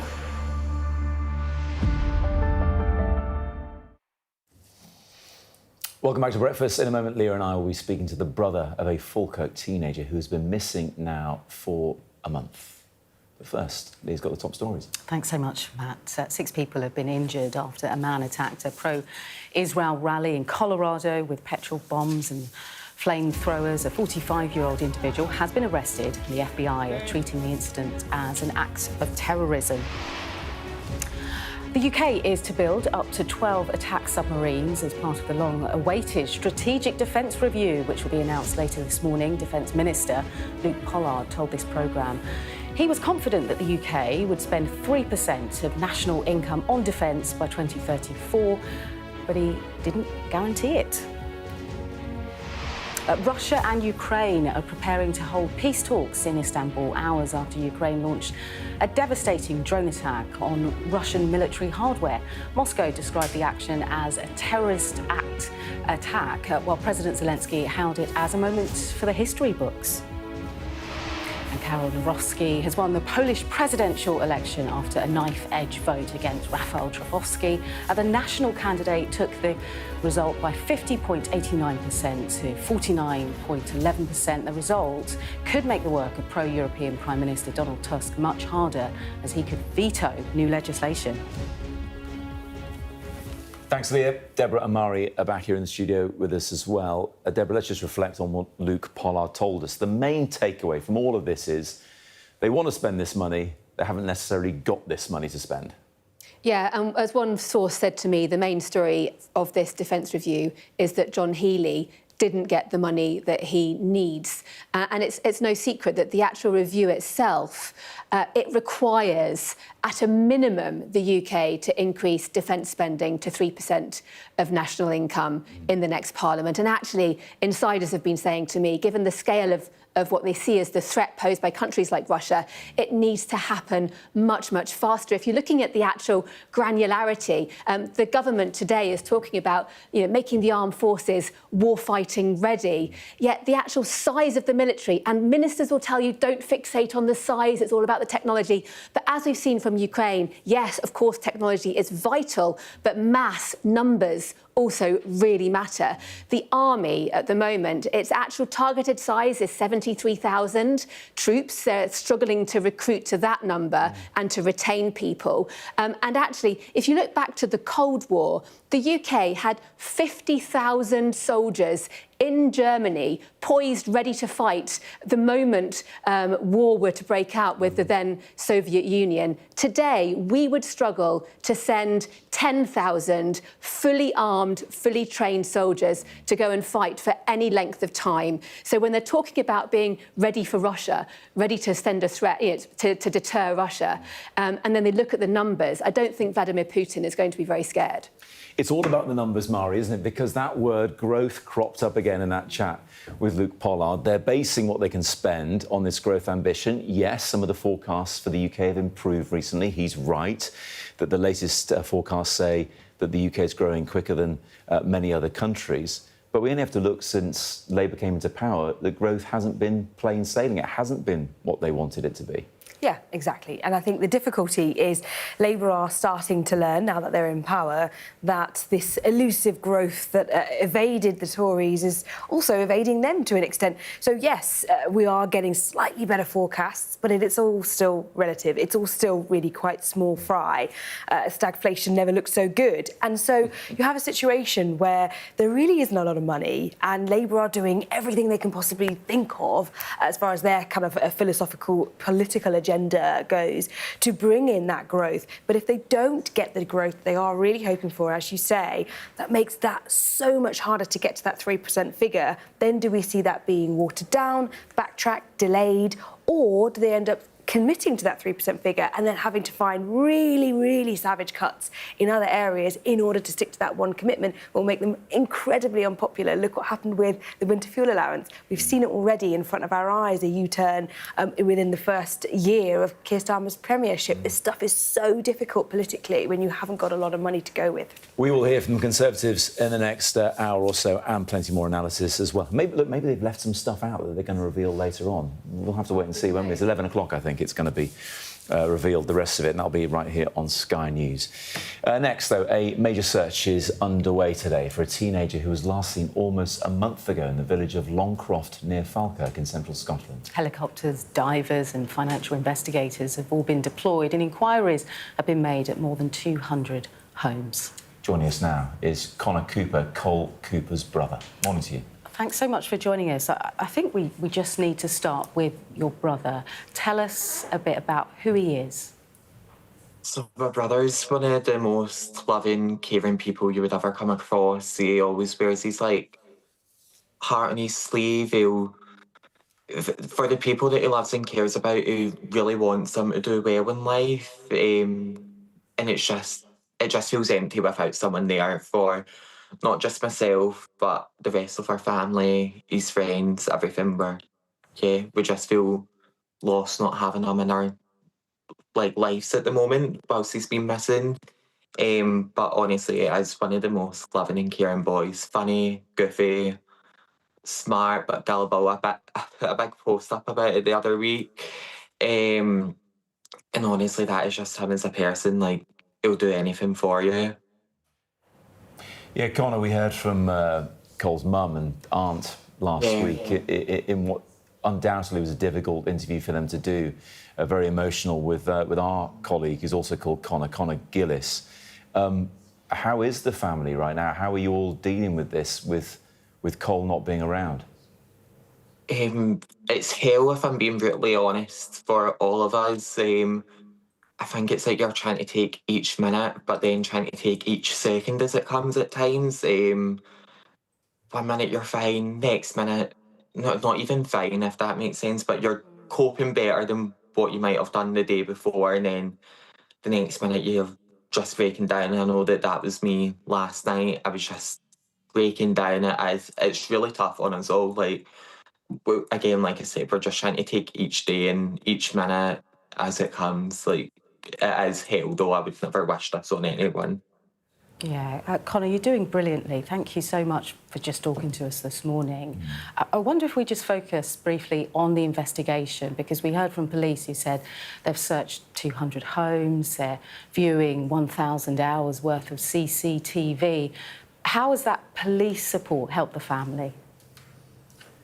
Well, obviously doing that, it's I do believe that is going to help the investigation, purely because that's not something that we can go about demanding ourselves. If we could, I think we all would. I know that we managed to get certain CCTV, everything like that, but again, we have not got the authority to go and see someone's full footage. Some people have been lovely enough to let us enter their homes when it all first started. But yeah, just with the police support, it will help us push like you said, investigation further to help us get our answers. That's what I'm really hoping that we get from this, is we have a list of questions that I know that people out in the public that have been helping us find my brother, or just find items that he had on him. I know they have the same questions, but unfortunately we don't have answers, and we would love to answer those questions as well, which we can't at the moment because we don't have the answer. I know people are keeping their eyes open. People have been helpful, wanting to try and find out where Cole is.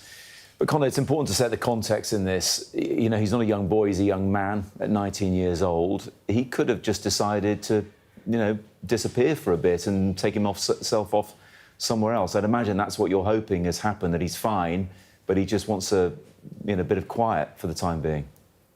But that, again, there's a list of possibilities, but for Cole, this is very abnormal. It's very much out of his character. He's never, ever done anything like this. Even if he is wanting a bit of time to himself, he would always be on the phone to someone, whether that's a family member or a friend. So the fact that he's been missing for coming up to a month, he's not used his phone, no bank card being used, anything like that, is very much out of character. And I genuinely believe Cole would never do anything like this, seeing the coverage that it's had, and he would never put our younger siblings through this. So, like with that question, I just honestly, we all know he wouldn't have done this. Conor, just to wrap things up then, what's your message to the public today? How can they help? If you have any information, even if you think it's small or if it could be big, like if you can please contact ourselves or the police. If you're wanting to remain like anonymous, then come to ourselves and we'll even put it forward to the police. We won't give your details, anything like that. At the end of the day, this is a 19-year-old boy. He's got family, he's got friends that love and care about him, and we just want him home safe now. And just try and put yourself in our shoes. If this was you or your family or friend member, I'm sure you would want people to come forward with information as well. But to the public that also have helped us, we do hugely appreciate it. OK, we'll leave it there. Conor, thanks so much for talking to us today on Breakfast. Do stay in touch if you do hear any information. Perfect, thank you. Brings it home, that, doesn't it? If it was one of your family members, your sibling, your friend, it's unimaginable, really, isn't it, how you might respond. And you have to salute the bravery of Conor and his mum and ours even talking about this kind of stuff. But hopefully Cole does turn up safe and well at some point. Still to come here on Breakfast.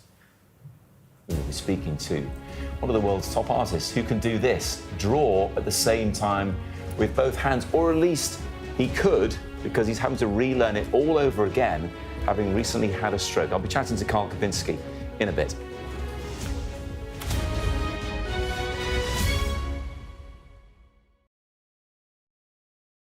We're rolling. Welcome to the world.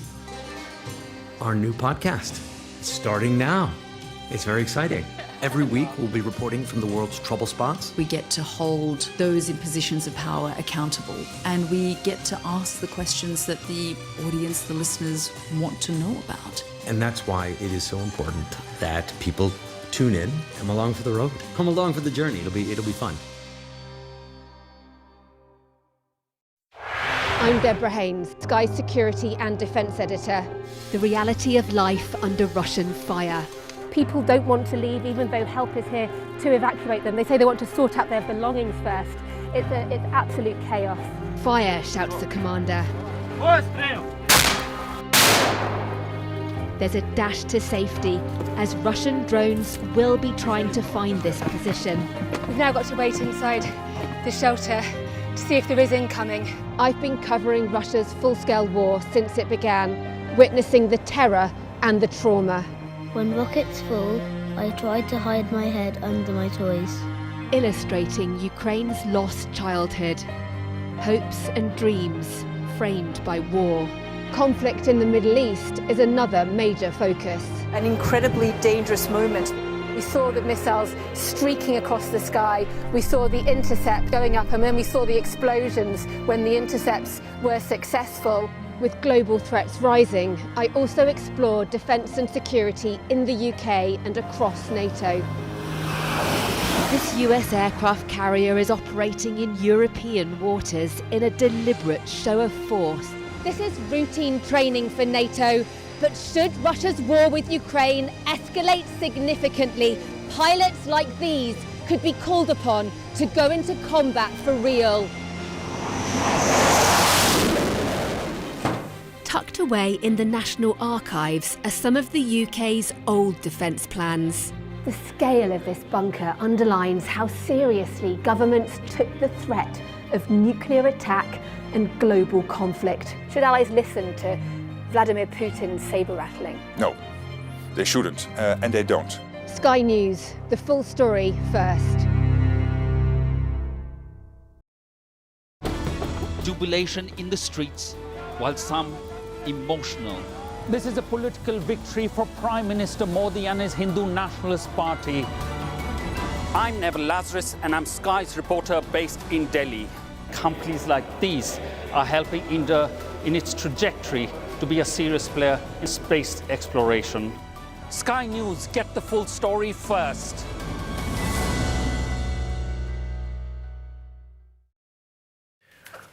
We've got a really interesting story for you now, because our next guest is one of the best-known fantasy artists in the world. Hundreds of thousands of followers on social. And he also taught himself to draw with both hands at the same time, which is just mind-blowing. But after Carl suffered a stroke, he's having to learn to do this all over again. I'm really pleased to say we're now joined from Nottingham by Carl Kapinski himself. Carl, it's great to see you. And full disclosure, you and I have met before. You know I've long been a fan. We also have a love of cycling, which we should probably put to one side for the time being, because this is all about your exceptional skill and having to relearn it. So the background to all this is you've been a fancy artist for a long time, 800,000 people plus following you on Instagram, and you taught yourself to draw with both hands, which is incredible. Yeah, I was kind of ambidextrous to a degree as a child, so something I was always kind of able to do. But I sort of worried about, kind of long-term injuries and things like that, and I thought it would be quite interesting to try and learn with my right as well. So I really worked hard at it, and actually found that it's more a matter of rewiring your brain and working through the awkwardness you feel in your right hand, and actually once you're over that, you can make quite rapid progress, I think. So Carl, how is it going since the stroke then? Well, there's no way to sort of sugarcoat it. It's pretty brutal. Sort of 14 weeks ago, I went to bed and woke at 3:30 in the morning with the total loss of the left side. Managed to get downstairs and waited for an ambulance, but we didn't really know where I'd be. Once I was in hospital, it was a matter of let's just see what the recovery's like. And I think I woke the next day, and my wife Tara sort of sat with me, and we noticed like just the left finger, just a tiny movement, and that was enough to build on. So really, I think any stroke survivor will know that it's a long and painful process, but you have to build tiny gains incrementally. So a bit like cycling, Matt, but we won't go there. My cycling's gone backwards since I last saw you, so yeah, let's definitely not go there. I know you've been focusing on using, so you're not naturally more right-handed than left, but you've been, or the other way around, you'll correct me in a second, but I know you've been concentrating on using your wrong hand, let's say, since the stroke. And is it just like going back to basics? Is it like going back to when you're at school and learning to draw and getting better at it? Yeah, I think actually every part of the recovery is like that, from, using a knife and fork, walking. Every element is a matter of relearning the most sort of mundane movements. So what I've actually done is I could have just focused on drawing with my non-dominant hand and managed it that way, but I've sort of been really disciplined and worked with the stroke affected hand, which is my dominant hand naturally. And so that's been frustrating in itself, because I know I could work right-handed, but if I don't do anything with the left, then the recovery would be a lot longer, and the long-term prognosis might be, not as good. Carl, take us back to that moment when you realised your love of drawing, because it's quite a simple pleasure in many ways. I've got a 7-year-old at home who will spend a good hour drawing on a whiteboard, and he'll do a whole robot world often. But what is it about drawing that just you love? I don't know. I mean, basically, I'm doing what your 7-year-old's doing now. I've done that on my whole life. I really should grow up a little bit, but I've managed to carve out this career with it. I think probably for me, it's almost like the first ever magic trick humans did. You know, that sort of basic ability to take, you know, a piece of charcoal, a piece of wood, and scrape onto a surface and make the illusion of you know, something that's real or believable. And I think that's my love of it, is you can take a pencil and create these sort of characters that are, you know, from other worlds or, you know, sci-fi scenarios and bring them to life. And I think it's sort of magical, really. I can't get over the two-handed drawing, and I have to say our director David said you're very quick as well. Obviously that's speeded up. That's he's not that quick.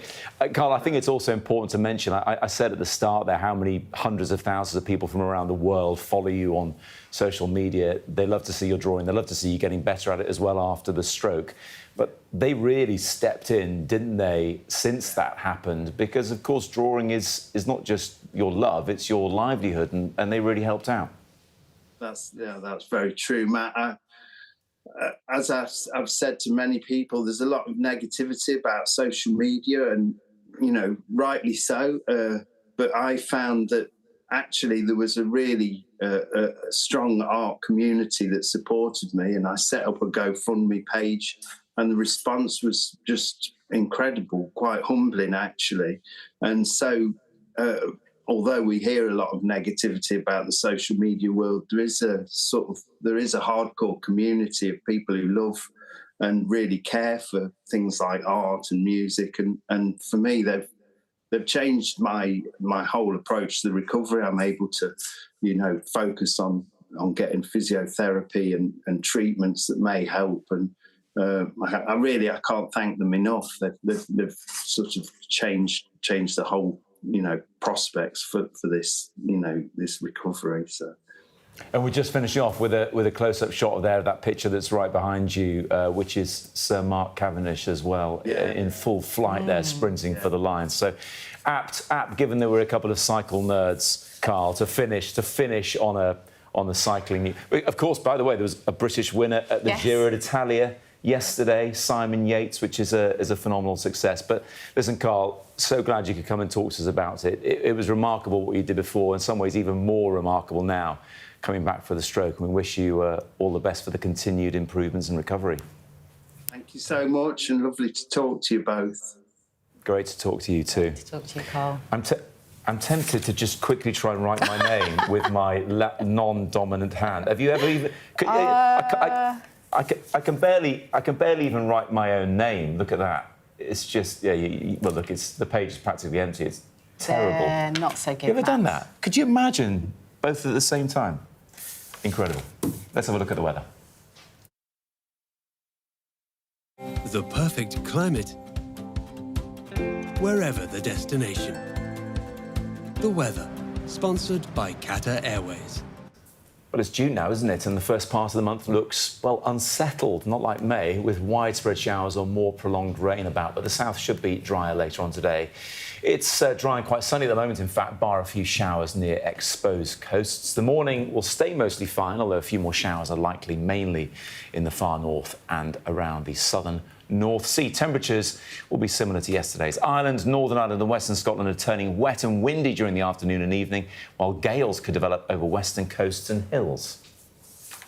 The perfect climate, whatever the forecast. The weather, sponsored by Qatar Airways.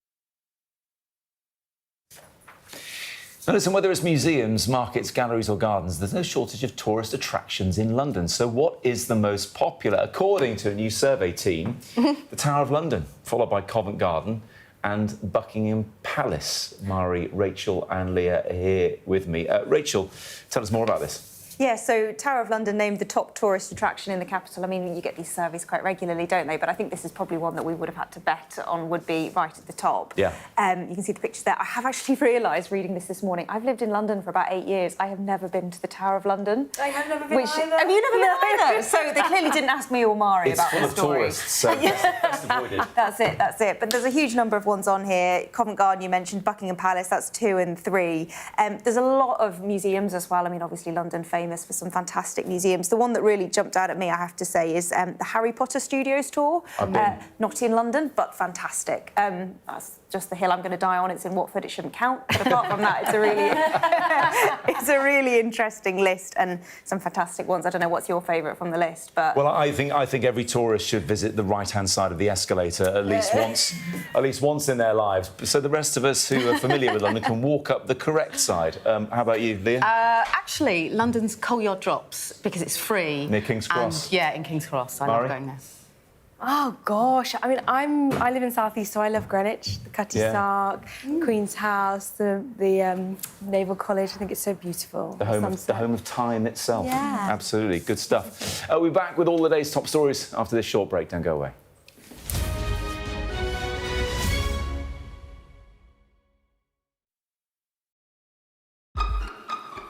We've got your Sunday mornings covered. From the front page and the sounds of the streets to the voices of the people who make the major calls and big picture politics beyond Westminster. We'll put you at the heart of our story. I'm ready. Are you? Join me, Trevor Phillips, Sunday mornings on Sky News.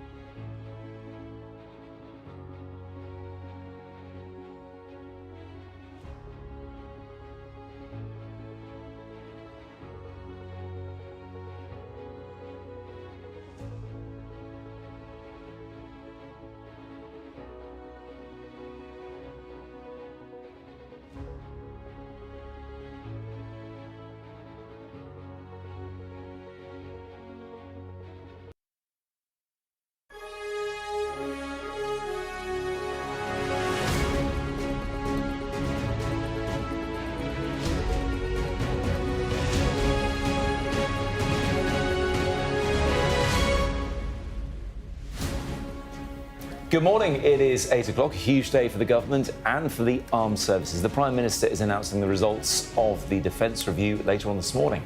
Plus, a man shouting "Free Palestine" attacks a pro-Israel rally in Colorado with a makeshift flamethrower. And brother of missing Falkirk teenager Cole Cooper pleads for anyone with information that could help him come forward.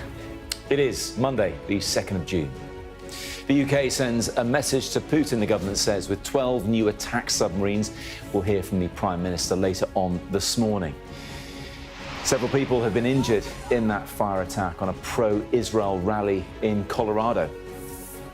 It is clear that this is a targeted act of violence, and the FBI is investigating this as an act of terrorism. A new round of peace talks between Russia and Ukraine take place today. The Ukrainians have already showed up in Istanbul just hours after President Zelensky launched a drone attack deep inside Russian territory.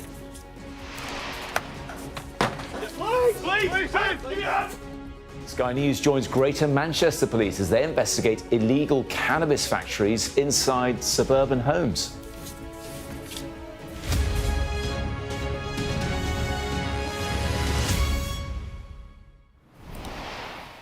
Morning, good to have you with us. It is a big day for the government, as we said at the start there, the armed forces and also the defence of the entire nation. The Prime Minister is set to announce the results of the long-awaited defence review on a visit to Scotland later on this morning.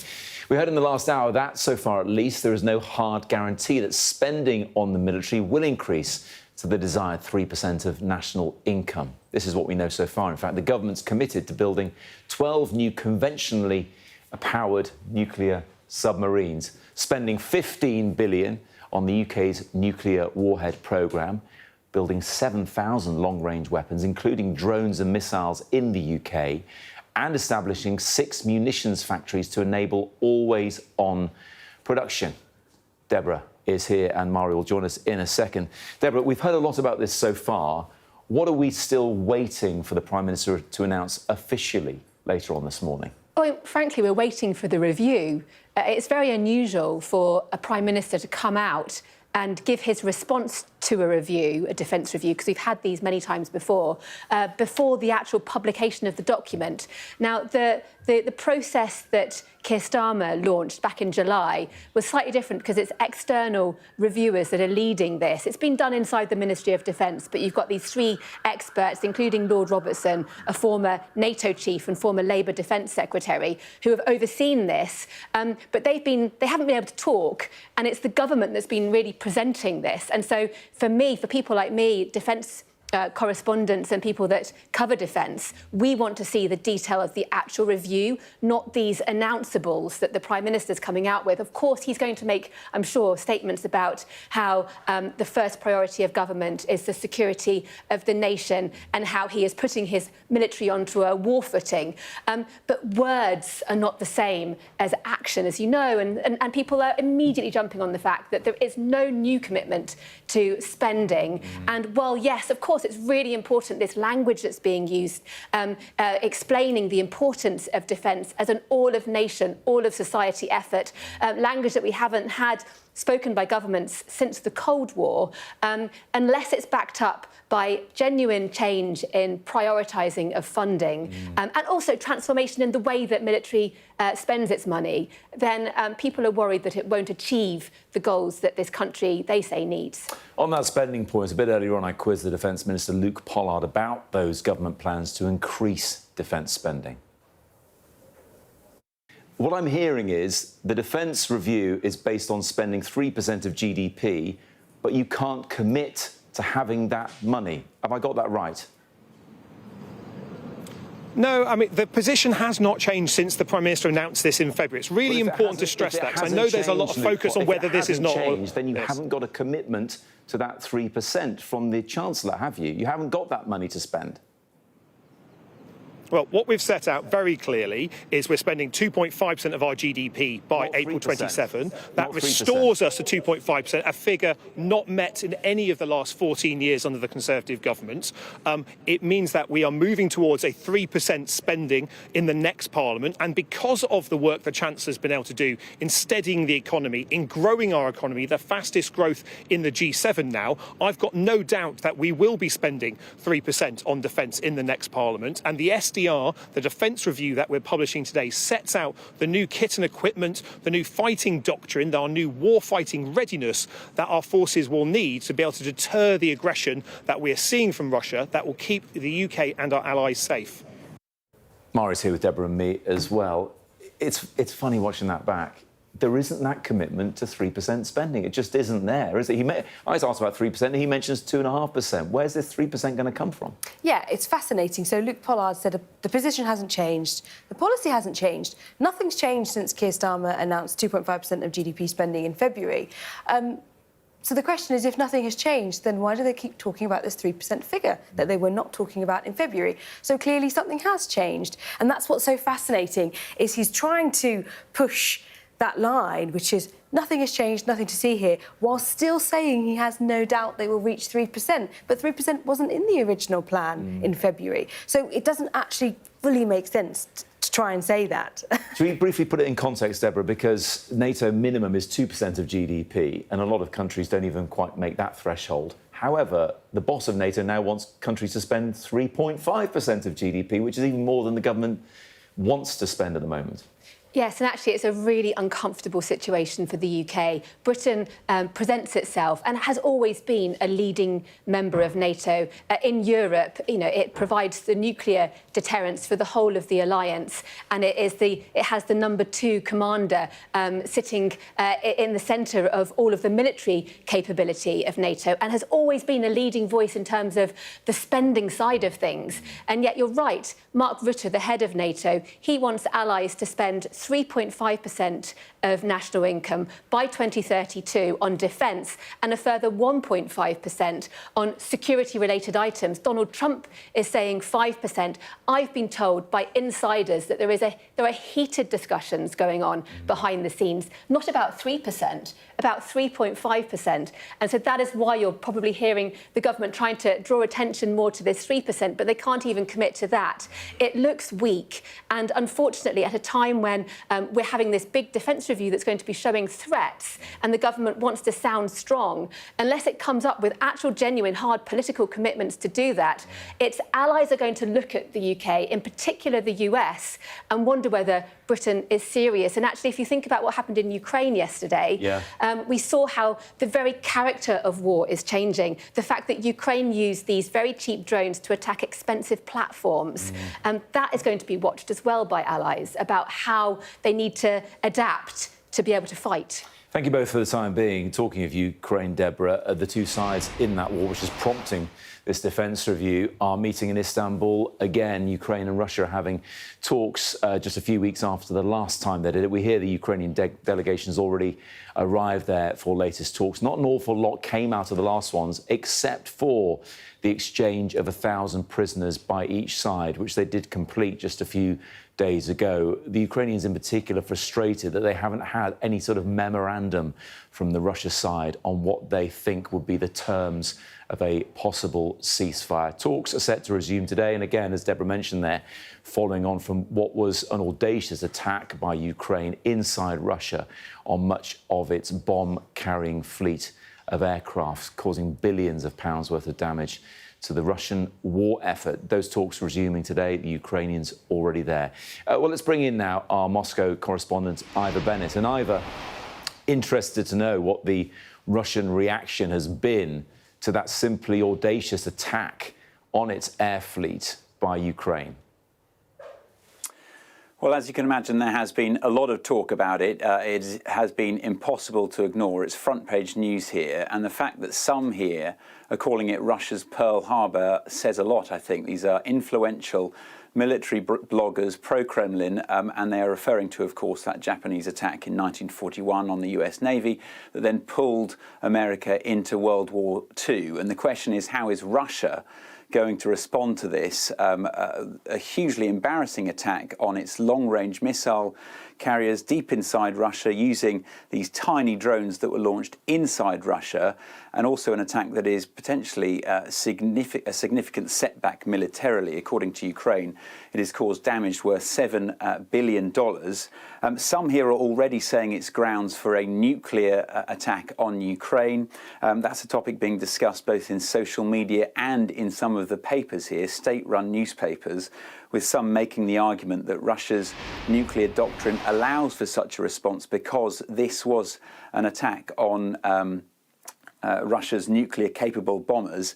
Interestingly, though, there is also murmurings of discontent here in the blogger sphere. Some of the hardline bloggers are pointing the finger of blame at Russia's military command. They are accusing the leadership of complacency for not doing more to protect military assets like these long-range bombers. They are saying that they assume they would be safe just because they're so far from Ukraine, and they're also criticising them for storing the planes out in the open. So I think there will undoubtedly be a response and be repercussions both externally for Ukraine, but also potentially repercussions internally too.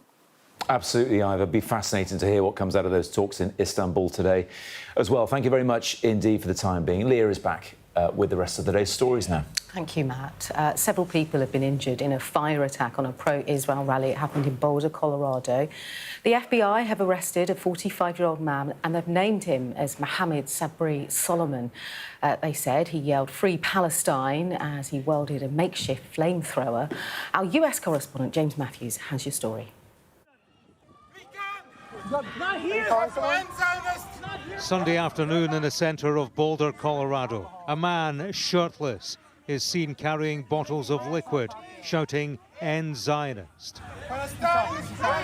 Around him, people lie injured on the ground. Police say they were set on fire by an attacker using petrol bombs and a makeshift flamethrower. We can't do nothing. Video from the scene shows smoke in the air. Amidst the chaos, police make an arrest of a man lying on the ground.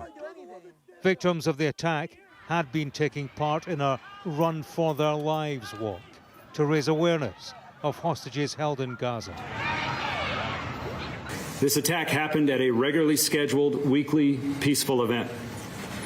Witnesses are reporting that the subject used a makeshift flamethrower and threw an incendiary device into the crowd. The suspect was heard to yell "Free Palestine" during the attack. The subject has been identified as Mohammed Sabri Solomon, and he's 45 years old.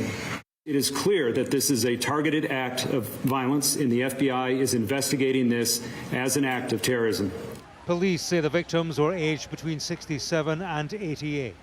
The walk past the courthouse in downtown Boulder had taken place every week. He had 3 Molotov cocktails. One of them he threw inside of a group. At the group, and one lady lit on fire from head to toe. And then the other 4 people were also injured and in a fire. He seemed to have a bulletproof vest on or some kind of vest and then a shirt underneath it. And after he lit himself on fire, he took off the vest and the shirt. This person that did this act, that's beyond words also, like potentially killing like this whole group of people. That's unconscionable. Yesterday's attack follows the murder of 2 employees of the Israeli embassy in Washington, D.C. Sarah Milgram and Yaron Lachinsky were shot dead outside the city's Jewish museum 2 weeks ago. Following the Colorado attack, Israel's foreign minister has added to the voices of condemnation, speaking of his shock, describing it as pure anti-Semitism. James Matthews, Sky News in Washington. OK, let's take you through some other stories this morning. And one man is dead and a child has been injured after a shooting incident in Carlow in Ireland. Now, the incident happened at the Fairgreen shopping centre at about 6:15 yesterday evening, we're told. Detectives believe the dead man's wounds were self-inflicted. Now, police say they're increasingly concerned over a teenager who's been missing for more than 3 weeks. So 19-year-old Cole Cooper was last seen in the village of Longcroft in Falkirk when he asked a school friend for a lift. Well, his brother Connor said on this programme that anyone with information that could help find him should come forward. And the records keep on tumbling for cricketer Joe Root as he Becomes England's all-time leading run scorer in one-day cricket. Root made 166. This was against the West Indies in Cardiff to help seal a 3-wicket victory. Last month, Root became the first England cricketer to pass 13,000 runs in Test cricket. Congratulations, Joe Root. And Sky News has been given access to an operation by officers from Greater Manchester Police who raided a house on an otherwise quiet suburban street where a cannabis farm was being housed. But this quick win for police may not be quite so straightforward as it appears, as our chief North of England correspondent Greg Milam reports. It's early in the morning and we're with officers from Greater Manchester Police on this quiet suburban street. They suspect a house is being used as a cannabis farm.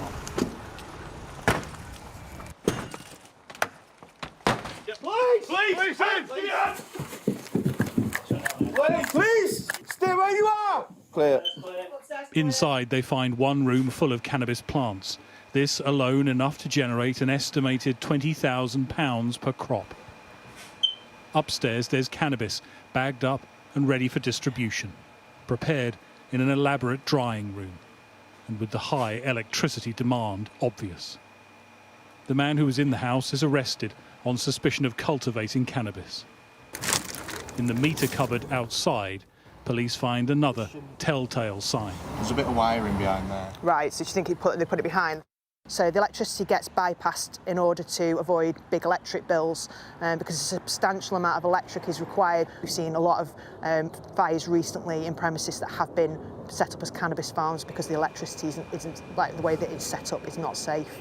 The risks of cannabis farms were highlighted by the death of 7-year-old Archie York, killed in an explosion caused by chemicals being used in a cannabis factory in a block of flats. Increasingly, police say they're finding cannabis farms inside rented properties, making it harder for them to track the organised crime gangs responsible. The most junior members, known as the gardeners, happy to take the rap. It's exceptionally difficult. Obviously, when you get a cannabis farm and the gardeners are arrested and detained, they plead guilty at the earliest opportunity, it's a quick win for policing. But what's required is to go beyond that and start to look at who's controlling that. What we see with those cannabis farms is rival organised crime groups will actively target those. Massive amounts of money to be made in cannabis, without a shadow of a doubt. And they'll use significant violence against anybody that gets in the way. We only found out when we went into the property. I can only explain it as horrific. Even the chief executive of the British Landlords Association fell victim. Members, they are shocked. They didn't know it could happen. They are not aware of the telltale signs. They have the same regrets what I experienced, that regular inspections, and if somebody's offering you a larger bulk rent, then you should question that. 400 cannabis farms have been detected in Greater Manchester in the last year alone. The rewards are huge, the costs low, and those living nearby unaware they face the greatest risk of all. Greg Milam, Sky News. Back to today's strategic defence review. Let's talk to the Conservatives about it. Shadow Defence Secretary James Cartledge is here with me in the studio. Good morning to you. Based on what you know so far, what would you do differently? Morning, Matt. And look, I think the key thing is we had a plan to get to 2.5%. The government did. We've all recognised that isn't enough anymore. The way the world is changing, the threats we face, and of course the very clear position from the US that they're going to concentrate on the Chinese threat. They want us to do more in Europe. We now need 3%. I think there's a consensus on that. So to me, the big question is how is it that on Thursday, John Healey in The Times said it's a certainty they'll spend 3%, and he's now to massively backtrack from that, and it's now just possible ambition. And it suggests to me, and this is what's worrying, that he doesn't have the backing of the Treasury to get 3%. If you were still if you were doing the job, where would you get the money? Well, so when we originally set out a plan for 2.5%, we were going to reduce the civil service back to its pre-pandemic size, not actually a massively ambitious target, but we think a very fair one. The civil service has got too big. Obviously, going beyond that, if you recall, in February, this is the time when the Prime Minister went to see President Trump. Kane Badenoch, our leader, and I set out how they needed to now go further and faster than 2.5%, and we identified 2 areas. Aid, that's now been used to get to 2.5% more quickly, but also welfare. You know, we've got a situation where, as a country, we know we have to spend more on defence. We can't afford a bigger welfare state. You've got Labour and Reform competing to enlarge the welfare state, you know, removing the 2-child cap and so on. So we've got to be disciplined financially. I'm afraid welfare is going to have to take the slack of that, because we have to be able to defend our country and keep our people safe. You know, a lot of people will be watching this thinking we should be spending more on people in our country and less on weapons that kill people. Well, they're there not to kill people, they're there to defend us and deter adversaries who threaten us. And in the case of Russia, with the world's largest nuclear arsenal, it's a very serious situation. And where John Healey and I agree is, in many ways, the most important thing is to deter. You know, if you've got more aggressive adversaries, one of whom who's invaded a sovereign democracy, the first land invasion by a large military power since the Second World War, that means we've got to stand up to them, and that means stronger defence and more spending on them. Maybe the time to deter Russia was back in 2014 when the Conservatives were in government and they annexed Crimea. You took your eye off the ball big time, didn't you? Well, hold on a minute. Going back in time is fine. In 2010, when we came to power, we had a very severe financial crisis for the country. We had to take difficult decisions. Yes, you had the what you call the hybrid activity, which led to the annexation. That was a breach of the Budapest Memorandum that we and Russia had signed in good faith. But of course, what followed was nothing. Well, hold on a minute. So I don't know which other country launched an attack against Russia to stop them doing that. In 2022, when Russia launched the all-out conventional invasion of Ukraine, it was our government, was one of the only countries to stand by them. Before they'd even invaded, we'd given them weapons. We trained thousands of their soldiers. I'm incredibly proud of what our government did for Ukraine. I've worn this badge pretty much every day since the invasion. And I regret the fact the war is still happening. I do hope they find peace. But it has to be peace on the terms of Ukraine. Russia cannot be seen to be rewarded for this terrible aggression. But what we're talking about now, in terms of what the government wants to do with this defence review, and we will find out more details at 11, and I know, in fairness to you, you haven't had a look at this in advance. You'll get it like everybody else at 11 o'clock. We're looking years into the future. New submarines will take years. New munitions factories to be on a war footing are going to take years. If there was a bit more foresight, not just from the Conservatives the past 15 years, perhaps Labour before that, Vladimir Putin's been there for 26 years, that we wouldn't be in this clean-up operation now by the current government who are trying to play catch-up. Matt, it's a very fair point, but let me give you a good example of that. You talk about foresight. So in February last year, I launched the first ever defence drone strategy because I could see that war is changing. Now, what a lot of people don't know or appreciate is that some of the best long-range one-way attack drones used in Ukraine have been manufactured by British defence SMEs. When I went to see those SMEs, it became clear to me that if we seized the opportunity, we could give our armed forces extra lethality at a far faster timescale. Because you've made a very good point. The submarines, and we all want them, they're the late 2030s. How are we going to deter today? And perhaps one of the best examples of that, you can talk about new ships for the Navy. I want to see missiles on the ships we've already got, so that if they're in the Red Sea, they can defend themselves from a ballistic incoming threat. It certainly seems to be the case that the government is holding something back in terms of its previewing this defence strategy around numbers of soldiers. Again, under the Conservative watch, and as part of your last review, which I know was revised, but the last review under Boris Johnson, it reduced the number of the army to around 73,000 individuals. It's been too low when, as Deborah said earlier on, in the Cold War, we had 50,000 troops alone in Germany. Well, in the Cold War, in 1985, we were spending, I think, 5% of GDP. Yeah. I mean, that's double what we're spending now. So we did have a much larger force. And it fell because people thought you had a new era of peace. You know, we last spent 3% in 1996 under a Conservative government. It has fallen since then. But if you're talking about the army specifically, whatever you want the size to be, and you can come out with a number, the crucial challenge it has is more people are leaving than joining. And the key issue in retention, there's just been an AFCAS survey, the Armed Forces Continuous Attitude Survey, which showed the number one reason for leaving was the stress of family life and serving in the military. So we've really got to look at that. We had something called the Haythornthwaite Review, restructuring military careers. I've brought back the defence estate. I think we've got to overhaul defence housing. These are the things we've got to focus on. We can talk about ships. They say they are. We heard earlier on that Luke Pollard said they're going to look at defence housing. Absolutely. So when I was responsible for the defence estate, I was ashamed of it. It is poor. Now, we spent a lot trying to, deal with damp and mould, but they're called sticking plaster solutions. But I bought back the defence estate, which had been sold off in 1996, so that we can actually rebuild it from scratch to a better quality to suit the people who we want to serve our country. James Cartledge, thank you very much indeed. The Reform UK leader, Nigel Farage, is in Aberdeen this morning at the start of a big week of campaigning, they say there. Let's speak to our Scotland correspondent, Conor Gillis, for more on this. Conor, what are we expecting? Yeah, good morning, Matt. It's very unusual for Nigel Farage, the Reform UK leader, to even be campaigning here in Scotland. He hasn't been here since, on the doors anyway, since 2019.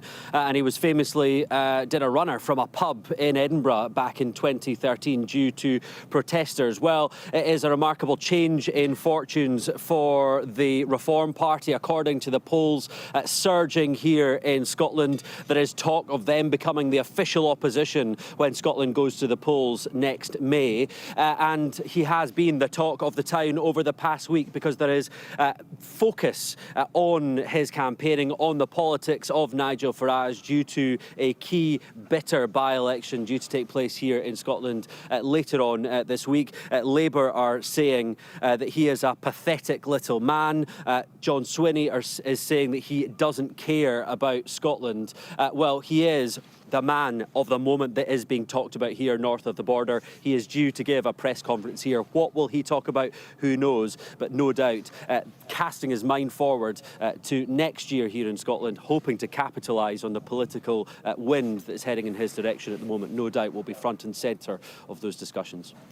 We watch with interest, Conor. Thanks very much indeed for the time being. Sunny day on the northeast coast of Scotland there. So let's have a quick look at the weather. A bright start and always a warm welcome.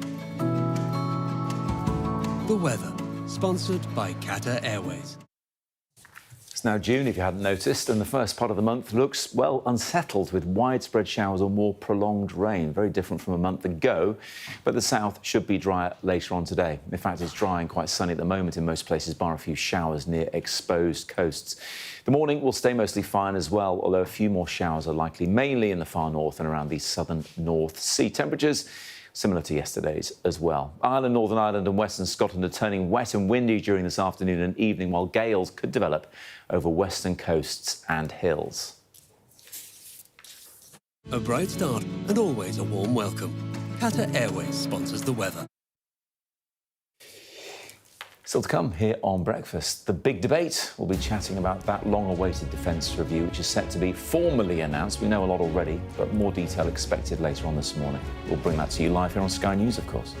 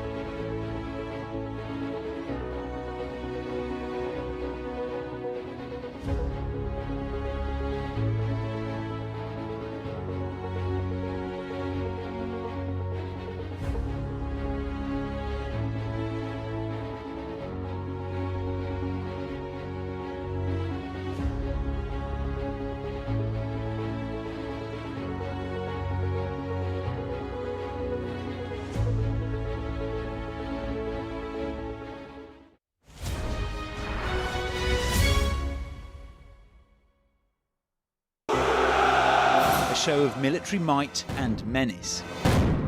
Why should the West trust you? Frankly, I don't care whether the West trusts us or not. Sky News. Get the full story first. Have a quick word for Sky News. Is the West right? Are you fueling Russia's war machine? American journalist Evan Gershkovich is on trial here, but was first on display.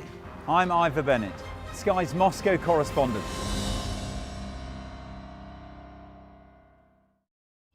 We arrive. A secret hospital hidden in the Myanmar jungle, treating the victims of this bloody war.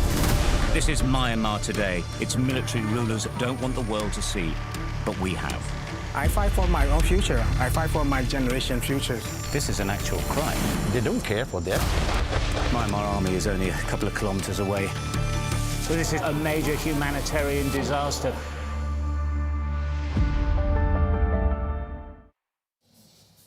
Welcome back. You're watching Breakfast. Coming up, another look ahead to the Prime Minister's announcement later this morning to discuss his plans, his possible plans for defence. Firstly, he's got the rest of the day's top stories. Thank you, Matt. The UK is to build up to 12 attack submarines as part of the long-awaited Strategic Defence Review, which will be announced, as Matt said, later this morning. Defence Minister Luke Pollard told this programme that he was confident that the UK would spend 3% of national income on defence by 2034, but he wouldn't guarantee it. 6 people have been injured after a man attacked a pro-Israel rally in Colorado with petrol bombs and flamethrowers. A 45-year-old individual has been arrested, and the FBI are treating the incident as an act of terrorism. Russia and Ukraine are preparing to hold peace talks in Istanbul hours after Ukraine launched a devastating drone attack on Russian military hardware. Moscow described the action as a terrorist attack, while President Zelensky hailed it as a moment for the history books. Karol Nawrocki has won the Polish presidential election after a knife-edge vote. The nationalist candidate took over 50% of the vote. The result could make the work of pro-European Prime Minister Donald Tusk much harder, as he could veto new legislation.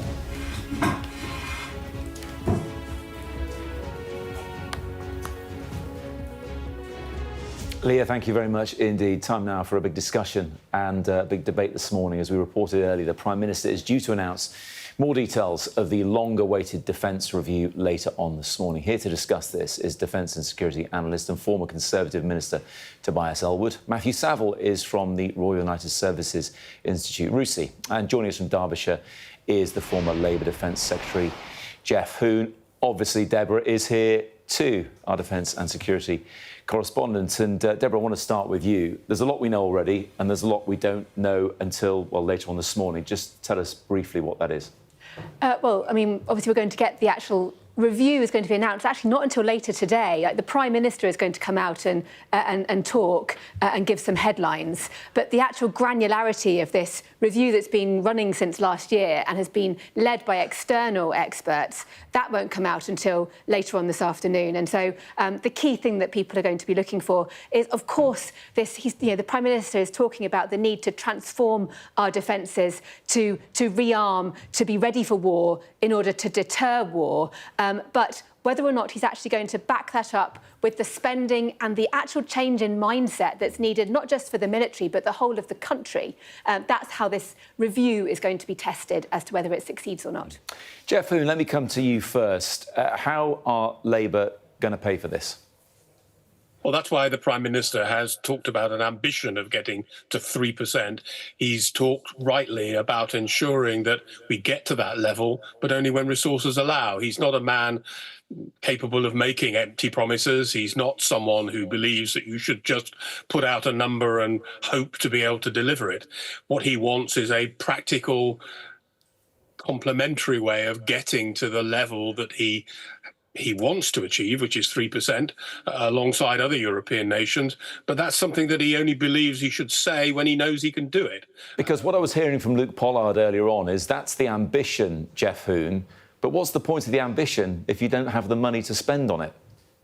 Well, he's already said that we will get to 2.5%, and he's mapped out a way of achieving that. I know, but this review seems to be based on 3% of GDP spent on defence. So they've done the review based on that, but they haven't got the money to go with it. It seems a simple question, really. the money's not there today, and he's made that quite clear, but his ambition is to get to 3% when those resources are available. And I think it's a much better approach for a Prime Minister to take, to say, look, we will do this when the resources are there, when we can actually achieve this level, but at the same time, we are going to work towards it. And I think that's a much more practical and understandable approach that the British people will support, rather than simply throwing out numbers in the hope that one day we might get there. Tobias Elwood, they seem to be taking it fairly carefully, because they would look back at the previous Conservative government and say, we've got a lot of catching up to do. We do. There's a big void in our capabilities, particularly in the conventional space. This is a conversation with the British people to say that the world's getting more dangerous and we need to prepare. We need to advance our defence posture. So I welcome this, but it's simply not enough money. We are so vulnerable in so many areas, particularly in the grey zone. And I fear we're going to find out the hard way that we are susceptible to attack, because that's where warfare is going, what's to attack us from afar. For those of us not familiar the grey with that? zone is the non-conventional space. So it's cyber attacks and things like that. And with this announcement today should have been a couple of months ago. The delay was caused by the bun fight between the MOD and indeed the Treasury. And the penny must drop that if you don't defend our economy with good security, there won't be any money for more defence, or indeed other government departments as well. So this is, as I say, a good step forward, educating the British people that there needs to be more of an all-of-society approach. We can't afford to have a standing army at high readiness on permanence. What we need to do is work out how we can defend what's vulnerable, our critical national infrastructure and so forth. We need an air defence system over London and other cities too. But that costs money, and you need the British people to recognise that. I hope it doesn't take a single acute event for us to realise that that's where the money should be invested. Matthew, what's your hot take on what we know so far? I think there's a lot in here that looks kind of quite promising, but there's a lot of detail that we need to see later on. I mean, obviously, I haven't seen the full SDR yet. There are a number of cases where the figures are either vague or they are sort of spread out, into the next Parliament. I think, well, they're old numbers as well, like the 12 submarines. I mean, I think the SDR needs to do three quite big things. It needs to rebalance and refill in the foundations of defence, and there's probably a priority there in things that aren't weapon systems at all. That is accommodation, infrastructure, stockpiles as well, but production capacity. Yeah. We're seeing some of those headlines. It needs to work out actually how we're going to fight in the future, and then it needs to probably be reasonably ambitious on how we're going to incorporate new technology. But I think one of the big challenges will be is that there's a lot of hype around technology as if that will solve all of our problems. And the lesson of the past 30 years, and we've seen this in Ukraine, is that you need to stay up to date with advances in military technology. That is not always a substitute for numbers and mass and all sorts of other things that actually go into fighting war. We're not very resilient, and that's a big challenge.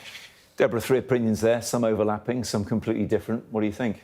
Well, I thought it'd be useful to just give a sort of a sense of what actually government is trying to achieve. Yeah. And so right now, when John Healey came in as the Defence Secretary, he said that he was wanting to transform the headquarters to make it more efficient in the way it spends the money. So it's not just about how much you spend, but how you spend it. And the Ministry of Defence has a terrible track record, as everybody here can agree, in terms of procurement projects and waste.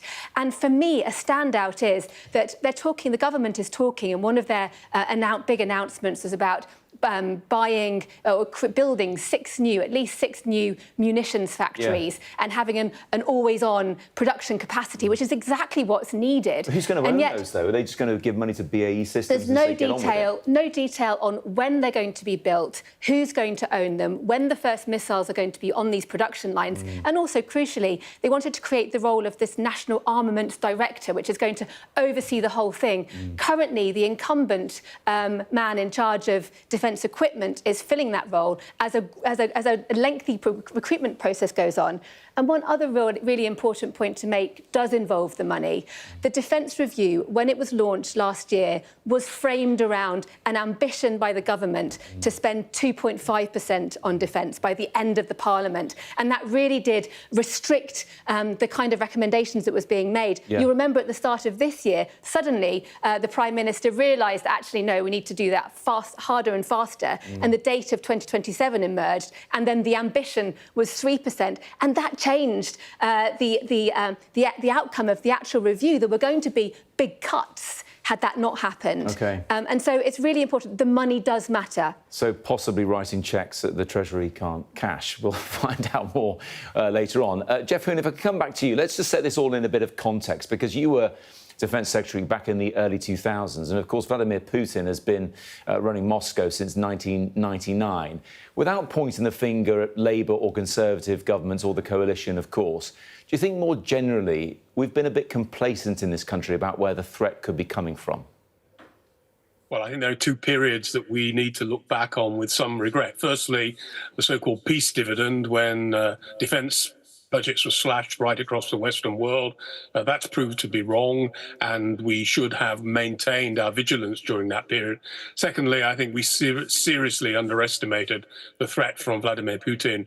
He became president in 1999, and we welcomed him. We thought he was a force for good, but he turned out all the time that he was essentially carrying through his previous role in the KGB, and has become a real threat to peace and security in Western Europe. So I think we made two big mistakes there in the Western world, and we now need to play catch up in order to remedy those problems. Jeff, it's Deborah here. We've obviously been speaking before as well. I mean, you understand the complexity of running the Ministry of Defence. Speaking frankly, though, are you disappointed that the Prime Minister isn't able at least to commit, because language matters, to commit to that 3% pledge, and that actually there is a risk that the UK could lose its leadership role in NATO, given that you've got Mark Rutte, the NATO Secretary General, saying that all allies need to spend 3.5% of their national income on defence? Well, Deborah, as a knowledgeable commentator on these matters over very many years, you know as well as I do that most defence secretaries spend a great deal of their time arm wrestling with the Chancellor of the Exchequer over money. And that's not any different today than it ever was, I suspect, when I was the Defence Secretary. And I've said already why I understand the Prime Minister's caution. He wants to make sure that the money that he's promising is actually available. So that will take time. But there is one further complexity I think that we probably haven't looked at, which is if we are no longer going to receive the support and protection of the United States within NATO, that means European nations have to do more. That means European nations have to find ways of working together much more effectively than they've ever done in the past.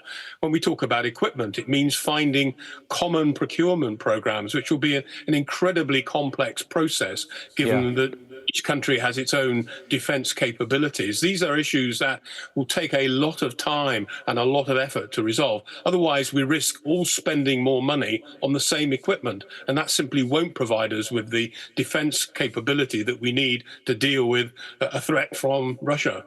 Tobias, Matthew, we've got a couple more minutes left, so let's just talk about the wider context of what we're capable of doing. If the money was there, do we have the personnel to have a cyber command? Do we have enough people wanting to join the army, for example? Do we have enough materials to build munitions? No, we don't, and that's exactly where the money needs to go. But that bigger picture is really important, because global order is on the decline. We've seen what's just happened in Poland.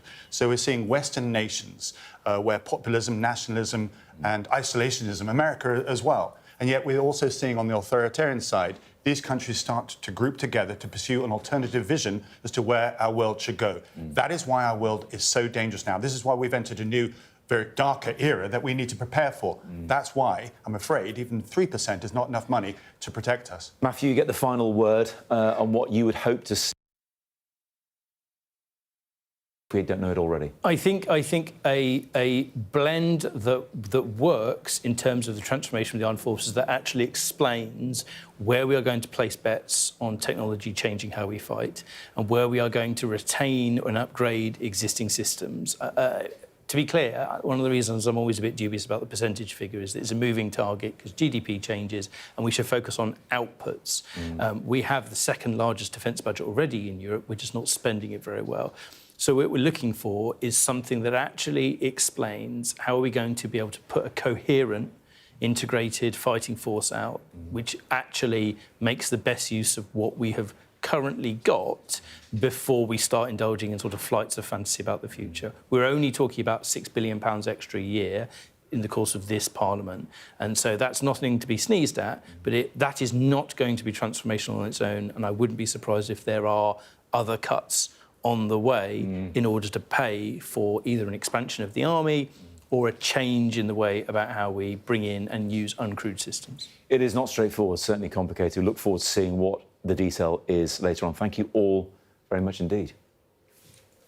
Let's turn quickly now to another story that Tobias Elwood alluded to there. It looks like Poland has a new president, right-wing candidate Karol Nawrocki, who is an admirer of Donald Trump and is also a Eurosceptic. Joining me now is Euro correspondent Adam Parsons, who's in Brussels. And Adam, this is a fairly narrow race, but the more populist candidate won. Yeah, a very, very narrow race. And it came down to two candidates who were wildly different. As you say, Karol Nawrocki, who's a historian, something of populist, nationalist, and allied to the Law and Justice Party, and that is important. When the first exit poll came out, he looked like he was trailing to Rafał Trzaskowski. Now, he is from the other side of the political spectrum, much more liberal candidate, the mayor of Warsaw. He's allied to the Civic Coalition. Now, this is all important because Trzaskowski was effectively Donald Tusk's man in this race, the Polish Prime Minister. And if Poland had ended up with that duo of the Prime Minister and the President from the same centrist party, then that would have been the gateway for lots of reforms to shunt Poland back to being a real active member of the European Union. But, and in the first exit poll came out, it looked like Trzaskowski was going to pull it off, that he would end up as president. But even then, it was only by a wafer-thin margin. He said that he was going to win, and I think hubris got the better of him, because then overnight, as the votes were counted, the pendulum spun in the other direction. Nawrocki will be Poland's next president. Adam, thank you very much indeed. Coming up here on Breakfast, the government's ban on disposable vapes came into effect. It started over the weekend. I hear from a vaping retailer who wants tougher regulations than what we've got now.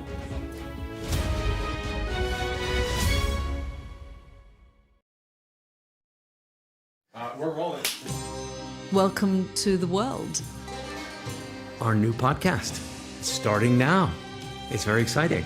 Every week, we'll be reporting from the world's trouble spots. We get to hold those in positions of power accountable, and we get to ask the questions that the audience, the listeners, want to know about. And that's why it is so important that people tune in, come along for the road, come along for the journey. It'll be fun. I'm Deborah Haynes, Sky Security and Defence Editor. The reality of life under Russian fire. People don't want to leave, even though help is here to evacuate them. They say they want to sort out their belongings first. It's absolute chaos. Fire, shouts the commander. There's a dash to safety, as Russian drones will be trying to find this position. We've now got to wait inside the shelter to see if there is incoming. I've been covering Russia's full-scale war since it began, witnessing the terror and the trauma. When rockets fall, I try to hide my head under my toys. Illustrating Ukraine's lost childhood. Hopes and dreams framed by war. Conflict in the Middle East is another major focus. An incredibly dangerous moment. We saw the missiles streaking across the sky. We saw the intercept going up, and then we saw the explosions when the intercepts were successful. With global threats rising, I also explored defence and security in the UK and across NATO. This US aircraft carrier is operating in European waters in a deliberate show of force. This is routine training for NATO, but should Russia's war with Ukraine escalate significantly, pilots like these could be called upon to go into combat for real. Tucked away in the National Archives are some of the UK's old defence plans. The scale of this bunker underlines how seriously governments took the threat of nuclear attack and global conflict. Should allies listen to Vladimir Putin's saber-rattling? No, they shouldn't, and they don't. Sky News, the full story first. Jubilation in the streets, while some emotional. This is a political victory for Prime Minister Modi and his Hindu Nationalist Party. I'm Neville Lazarus, and I'm Sky's reporter based in Delhi. Companies like these are helping India in its trajectory to be a serious player in space exploration. Sky News, get the full story first.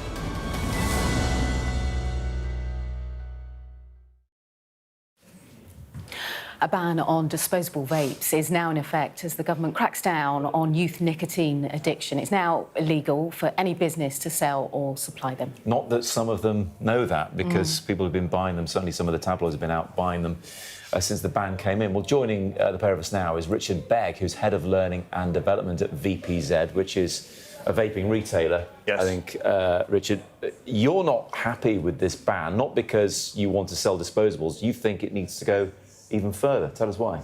Yeah, so we believe that vaping is a net positive for society. It should be for adult smokers looking to come off the cigarettes. Yeah. However, disposables, there's a massive black market on disposables. The youth access is terrifying. The government need to do more.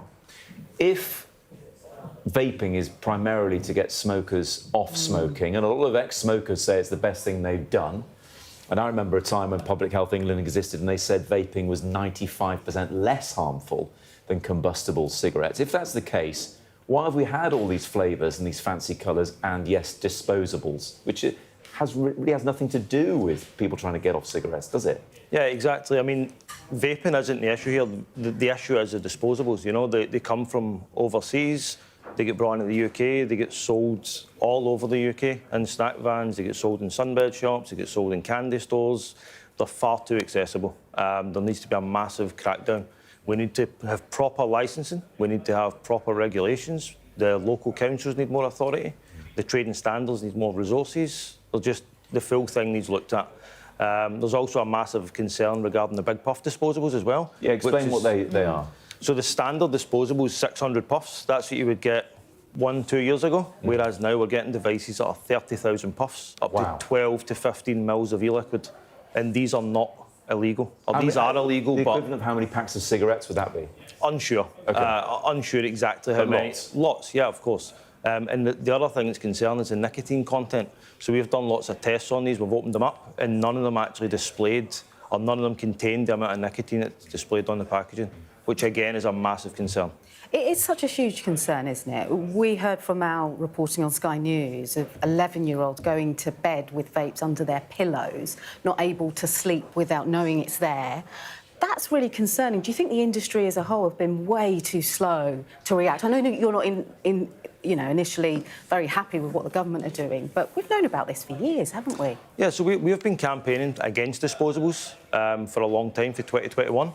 And we believe that if you want to buy any vaping product, it should be from a vape specialist. Not just VPZ, there's hundreds of regulated vape retailers all throughout the UK. Yeah. We shouldn't be selling these, like I say, in snack vans, candy stores. Yeah, but sorry to interrupt, they're also in supermarkets. They're also where people will buy other nicotine products. Isn't that the right place for them? If they see a vape, instead of buying a pack of fags, they'll buy the vape instead. Absolutely, but I also think the important thing here is the Challenge 25 and with the way it's been managed, because I've personally seen, and I'm sure lots of people have seen, school kids coming into these convenience stores, buying vapes, coming outside, littering them on the street, really bad for the environment. So I think it's the full thing, you know, it's from regulations to the trading standards, proper licensing. There's many things that need to change. But we're happy to see the first step. Obviously, single use is banned now.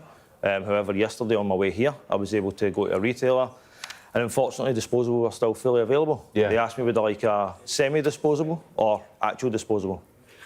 And Matt alluded to this, really, it's 200 quid, isn't it, if a retailer is found to, sell them, disposable single-use ones. What would your idea be, like, moving forward, if because I was thinking at the weekend, shouldn't there have been a big push in education as well? Because that's the key, particularly to younger children, that it should have been about what this nicotine addiction is doing to your brain as you grow and develop. Yeah, of course. And I mean, children shouldn't be using any substances that are for over 18s, you know, alcohol, cigarettes, vapes, anything at all. But for us, our customer base, our main thing is education, particularly on disposables. So initially we didn't want to sell disposables, but when we got them in, our main focus was educating the customers. Do you know where these come from? Do you know the amount of nicotine that's in them? But now is your focus on getting ex-smokers? Because if you are an ex-smoker, no one needs to be using raspberry ice flavoured vapes, do they? I was hearing at the weekend It's nicotine, menthol. They don't even have the taste of anything, do they, vapes? Well, I mean, adults like flavours. That's a fact, you know. That our average customer base is 35 years old, and 85% of them use flavours. Okay, so I don't think. I mean, vaping's been around for almost 20 years. You know, so the flavour things have always been around. It's just since disposables came out. And again, it's the accessibility. It's where they're sold. It's the lack of regulations. It's the lack of Challenge 25. It's irresponsible retailers. That's the biggest concern. Richard, appreciate you joining us this morning. Not a problem, thank you. Indeed. OK, let's have a quick look at the weather now. The ideal atmosphere, whatever the altitude. The weather, sponsored by Qatar Airways.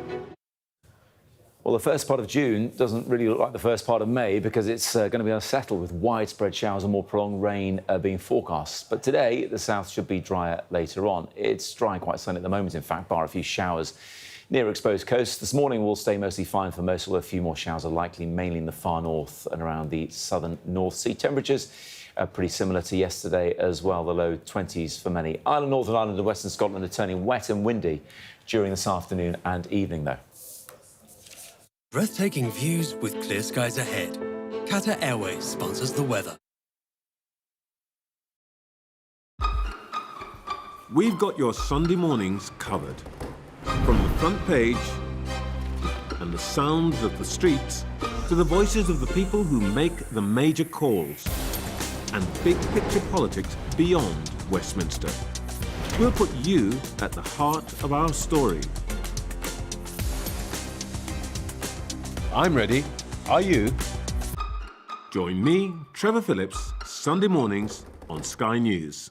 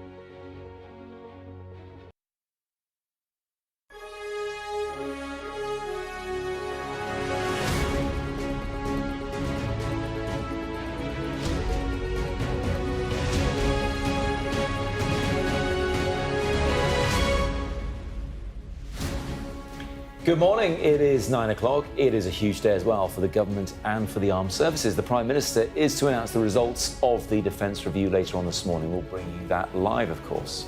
Plus, a man shouting "Free Palestine" attacks a pro-Israel rally in Colorado with a makeshift flamethrower. And the brother of missing Falkirk teenager, that's Cole Cooper, pleads for anyone with information that could help find him to come forward. It is Monday, the 2nd of June. The UK says it's sending a message to Putin with 12 new attack submarines planned. We'll be hearing from the Prime Minister on that later this morning. As Mari said, several people have been injured in a fire attack on a pro-Israel rally in Colorado in the US. It is clear that this is a targeted act of violence, and the FBI is investigating this as an act of terrorism.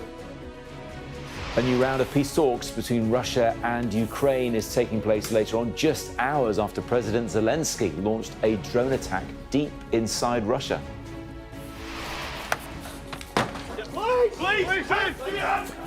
Sky News joins police in Manchester as they investigate illegal cannabis factories hidden inside suburban homes.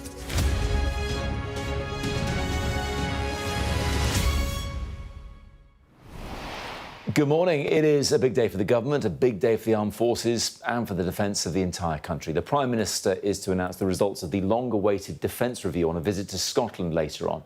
We heard that this morning that, so far at least, there is no hard guarantee that spending on the military will increase to the desired 3% of national income. This is what we do know, though. The government's committed to building 12 new conventionally armed nuclear submarines, spending $15 billion on the UK's nuclear warhead programme, building 7,000 long-range weapons, including drones and missiles, in the UK, and establishing 6 munitions factories to enable always-on production. Mari's here, and we're joined by Deborah as well. When you hear the headlines, Deborah, it sounds like a lot. Is it enough, though? Well, I mean, we wait to hear the details of the actual review. Apparently, it makes 62 recommendations, and the government is accepting all of them. But the big and the review itself, I understand, is all going to be about rebuilding national defence and national resilience, and obviously being part of a NATO alliance when it comes to deterring Russia. And the language the Prime Minister has been using is about war-fighting readiness, so getting our troops ready to fight a war in the belief that that would deter conflict from happening. But the big question, as you've alluded to, is on the money. And if the money isn't there, then it doesn't matter how brilliant and authoritative a defence review is released, it's just going to end up being empty rhetoric and unachieved ambition. Well, on that point, a bit earlier on, I questioned the Defence Minister Luke Pollard about the government's plans to increase defence spending. What I'm hearing is the defence review is based on spending 3% of GDP, but you can't commit to having that money. Have I got that right? No, I mean, the position has not changed since the Prime Minister announced this in February. It's really important to stress that, because I know there's a lot of focus on whether this is not... changed, then you haven't got a commitment to that 3% from the Chancellor, have you? You haven't got that money to spend. Well, what we've set out very clearly is we're spending 2.5% of our GDP by April 27. That restores us to 2.5%, a figure not met in any of the last 14 years under the Conservative government. It means that we are moving towards a 3% spending in the next Parliament. And because of the work the Chancellor's been able to do in steadying the economy, in growing our economy, the fastest growth in the G7 now, I've got no doubt that we will be spending 3% on defence in the next Parliament. And the SDR, the Defence Review that we're publishing today, sets out the new kit and equipment, the new fighting doctrine, our new war-fighting readiness that our forces will need to be able to deter the aggression that we're seeing from Russia, that will keep the UK and our allies safe. Well, joining Deborah, Mari and me now is also the host of the Crisis Room podcast and Sunday Times columnist Mark Urban. Mark, good morning to you. Good to see you. What do you make of what we've been hearing from the government ahead of the official unveiling of the review later on? Well, I'm going to do a glasses half full and glasses half empty. Yes, clearly there is more cash for the MOD, and for the next 3 years, that's built in, that's baked in, the money's there. And that's really about sort of trying to deal with what they call hollowing out. So there's not enough ammunition in the storage bunkers, all that sort of thing. So some of the things we've heard being announced over the last couple of days, like the billions for new arms factories and missiles, some of the things to stop people leaving the armed forces, like improvements in housing, I think those we can absolutely rely upon. Those will happen. When you go a bit further into the future and we start hearing these extraordinary lines, frankly, like 12 new nuclear submarines. Now, you know, that is a big investment. And they can't, for various reasons, even start building those for a few years yet, because they've got the Trident replacement ones being built.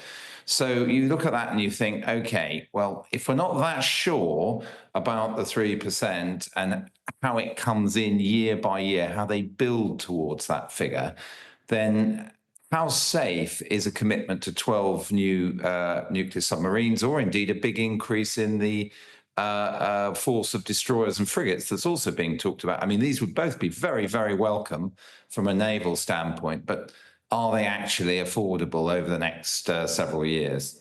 Yeah, that's the crux of it. We weren't hearing any guarantees on that desired 3% of GDP spending.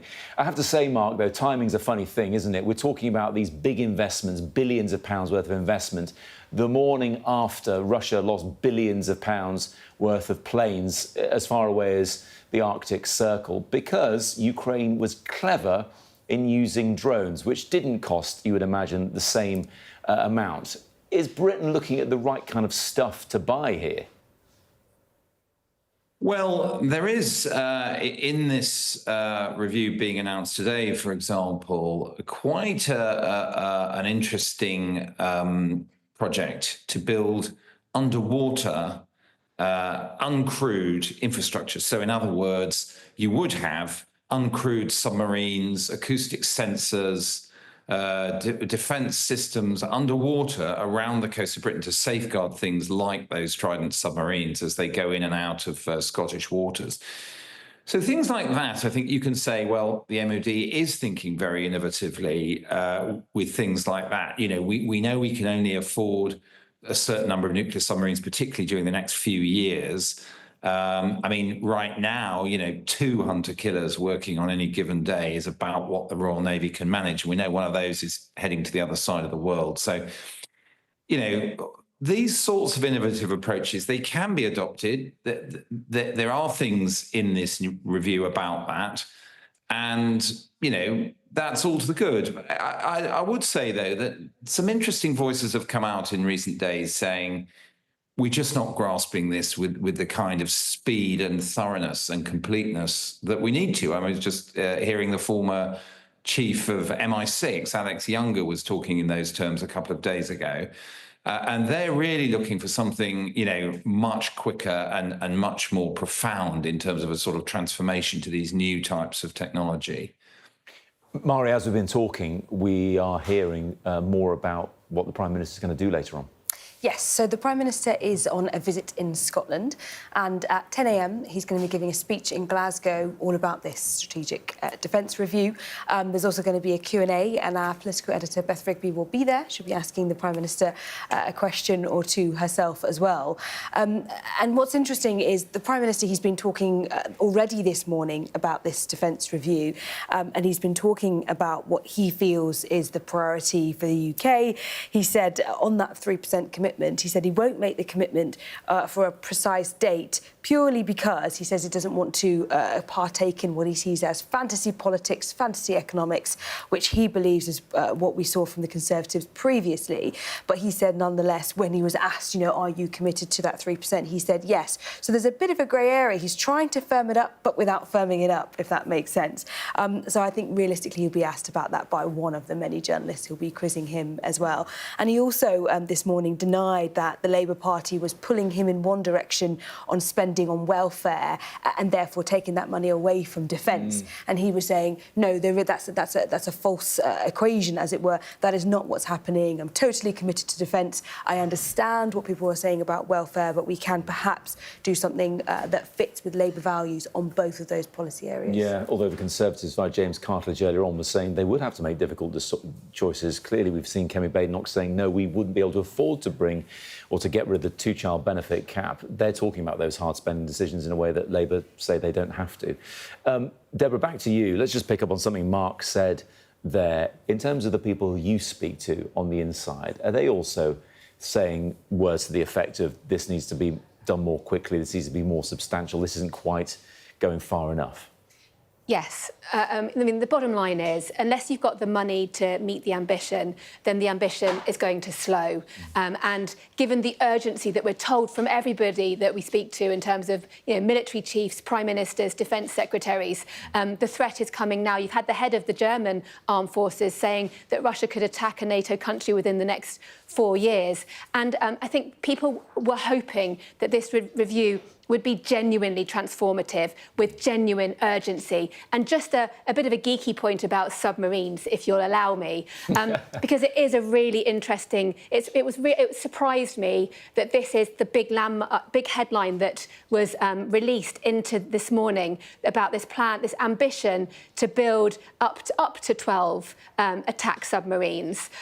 It's not something new. We knew that the government was invested in. It's called AUKUS. It's a programme between the UK, Australia and the United States, and Donald Trump doesn't seem that keen on it anyway. And it's always been a bit of an anxiety because the UK does not have the capacity at the moment to even make submarines at the speed that the current programmes require. So the Astute-class submarines that these new submarines are going to be replacing, it's not some ancient relic. There's still 2 that have yet to enter into service.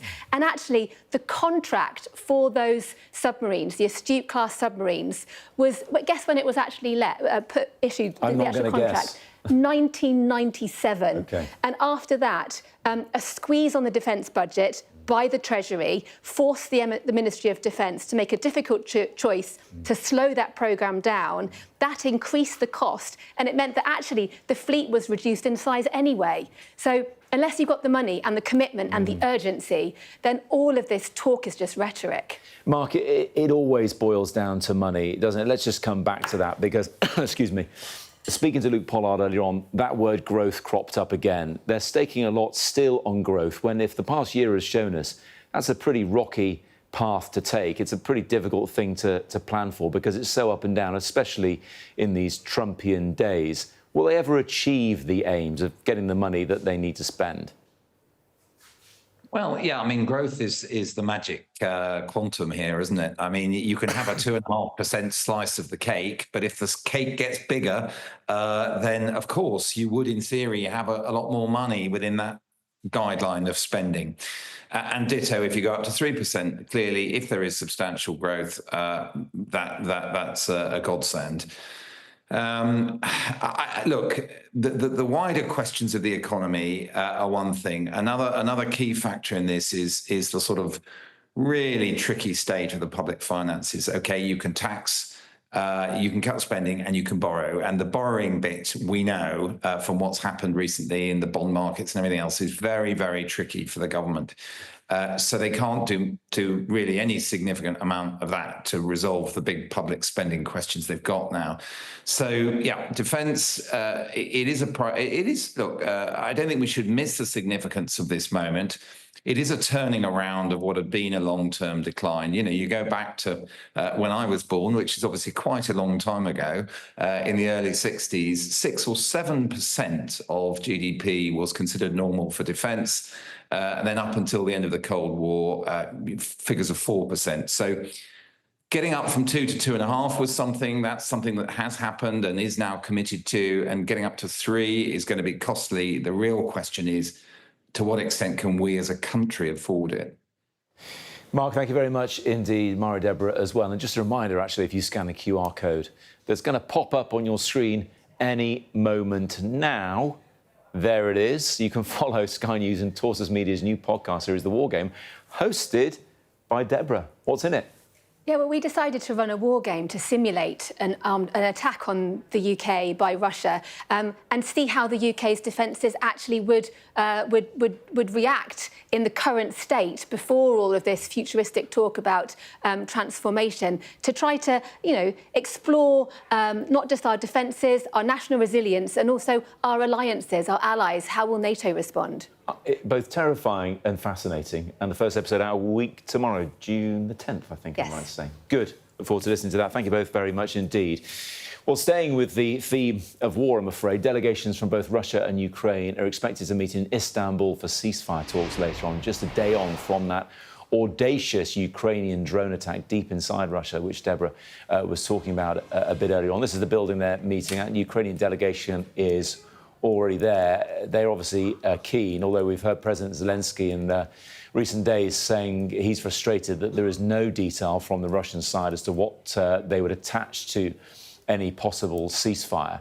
Let's bring in our Moscow correspondent, Ivor Bennett. Now, morning to you, Ivor. There's a couple of things to talk about here. We'll come on to the discussions we're expecting later on and what happened last time as well. But we have to begin with what is widely being seen as an audacious move by Ukraine in decimating something like a third of Russia's bombing aircraft using drones in an operation that took months, years to plan. Yeah, that's right, Matt. An audacious attack yesterday on Russia's long-range missile carriers deep inside Russia at bases. One in the Arctic Circle, one in Siberia, 2,500 miles from the Ukrainian border, hit using drones launched from within Russia in an operation that, as you say, was a year and a half in the making. These drones were smuggled inside Russia, so this attack is hugely embarrassing and humiliating for Moscow, but it's also potentially hugely costly. They say, according to Ukraine, 41 of these long-range missile carriers were hit. Ukraine says it's equivalent to a third of that fleet, and they estimate the cost of the damage to be $7 billion.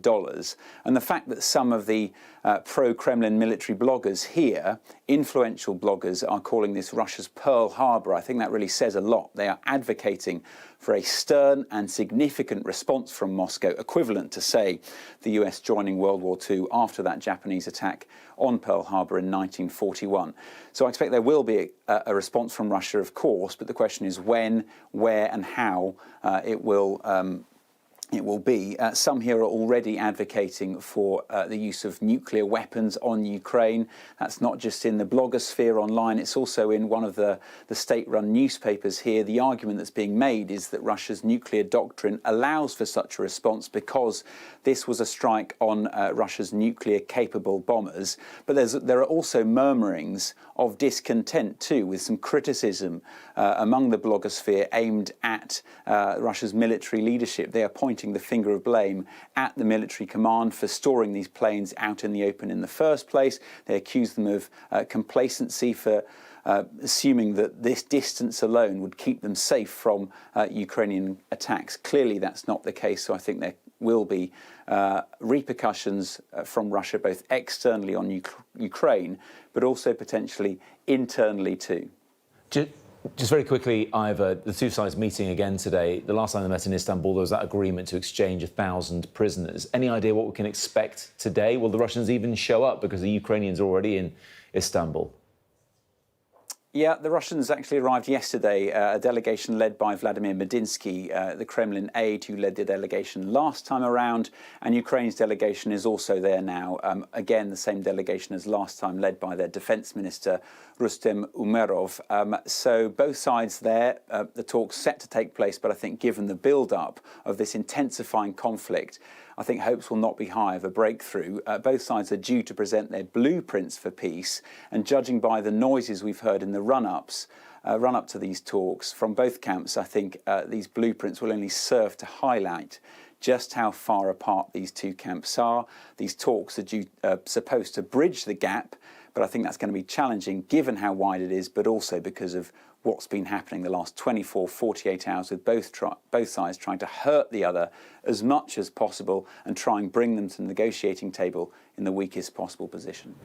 Ivor in Moscow, thank you very much for that. Appreciate it. It's a big day when it comes to defence, both in Istanbul and, of course, here in Westminster too. Let's get the rest of the day's stories now. Here's Leah. Thank you, Matt. Several people have been injured in a fire attack on a pro-Israel rally in Boulder, Colorado. The FBI have arrested a 45-year-old man and they've named him as Mohammed Sabri Solomon. They said he yelled "Free Palestine" as he wielded a makeshift flamethrower. Our US correspondent James Matthews reports. Sunday afternoon in the centre of Boulder, Colorado, a man shirtless is seen carrying bottles of liquid, shouting "End Zionist." Around him, people lie injured on the ground. Police say they were set on fire by an attacker using petrol bombs and a makeshift flamethrower. We can't do nothing.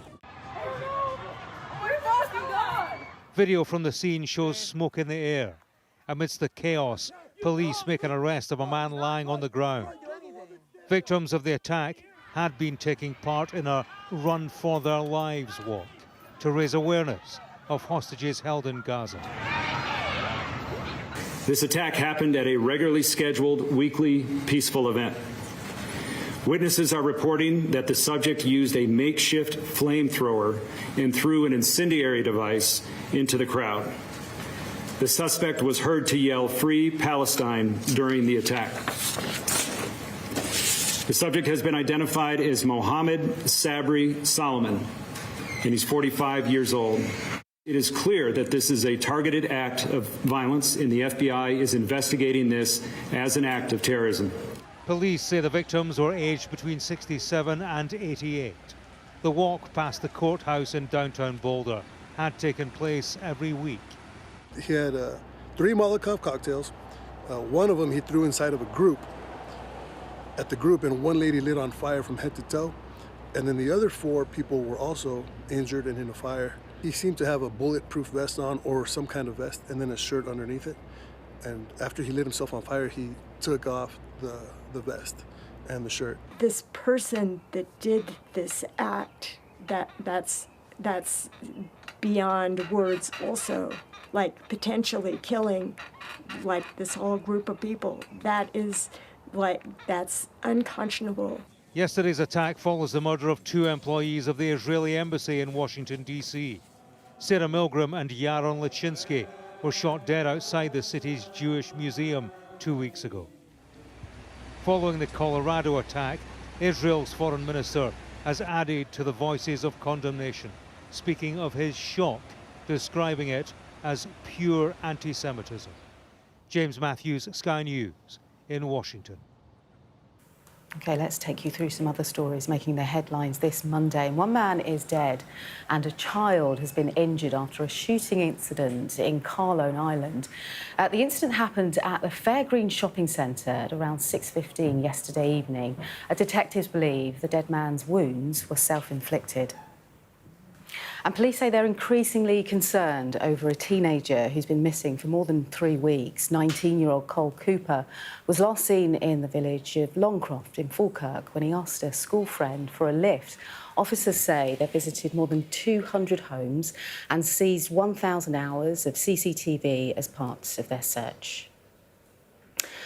Nigel Farage will be in Scotland today ahead of a crucial by-election on Thursday. Parties will be fighting for the Hamilton, Larkhall and Stonehouse seat. And this is following the death of SNP Christina McKelvey. It comes as Scottish First Minister John Swinney said the Reform UK leader doesn't care about Scotland. Mr Farage is due to hold a press conference at 10:30 and, of course, we'll be there to cover it for you.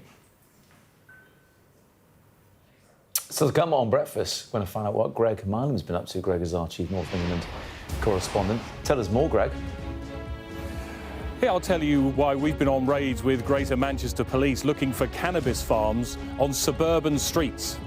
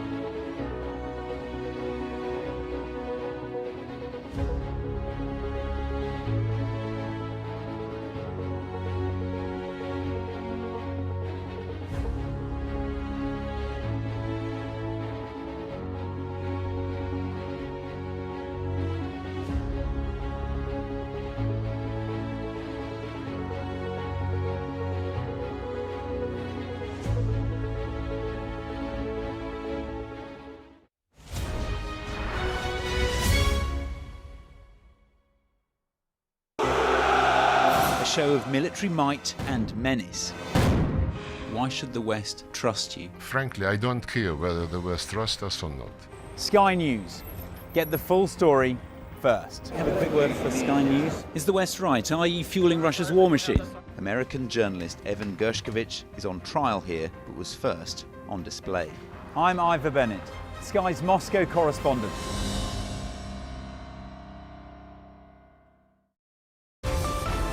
Staying connected is vital for business. Sky Business sponsors this report. The morning looks fine for most, although there will be a few showers, mainly in the far north and around the southern North Sea. Temperatures similar to yesterday's. Northern Ireland and western Scotland are turning wet and windy during this afternoon and evening, while gales will develop over western coasts. The bulk of Britain, though, meanwhile, looks fine, with any showers fading. The grass pollen season hasn't quite started in the north yet, so levels will be low there, but will increase to the south, rising to very high in the southeast of England. Sky Business sponsors this report. Sky News has been given access to an operation by officers from Greater Manchester Police who raided a house on an otherwise quiet suburban street where a cannabis farm was being housed. But this quick win for the police may not be quite as straightforward as it appears. We'll hear from our chief North England correspondent Greg Milam in a moment. But first, here's his piece. It's early in the morning and we're with officers from Greater Manchester Police on this quiet suburban street. They suspect a house is being used as a cannabis farm.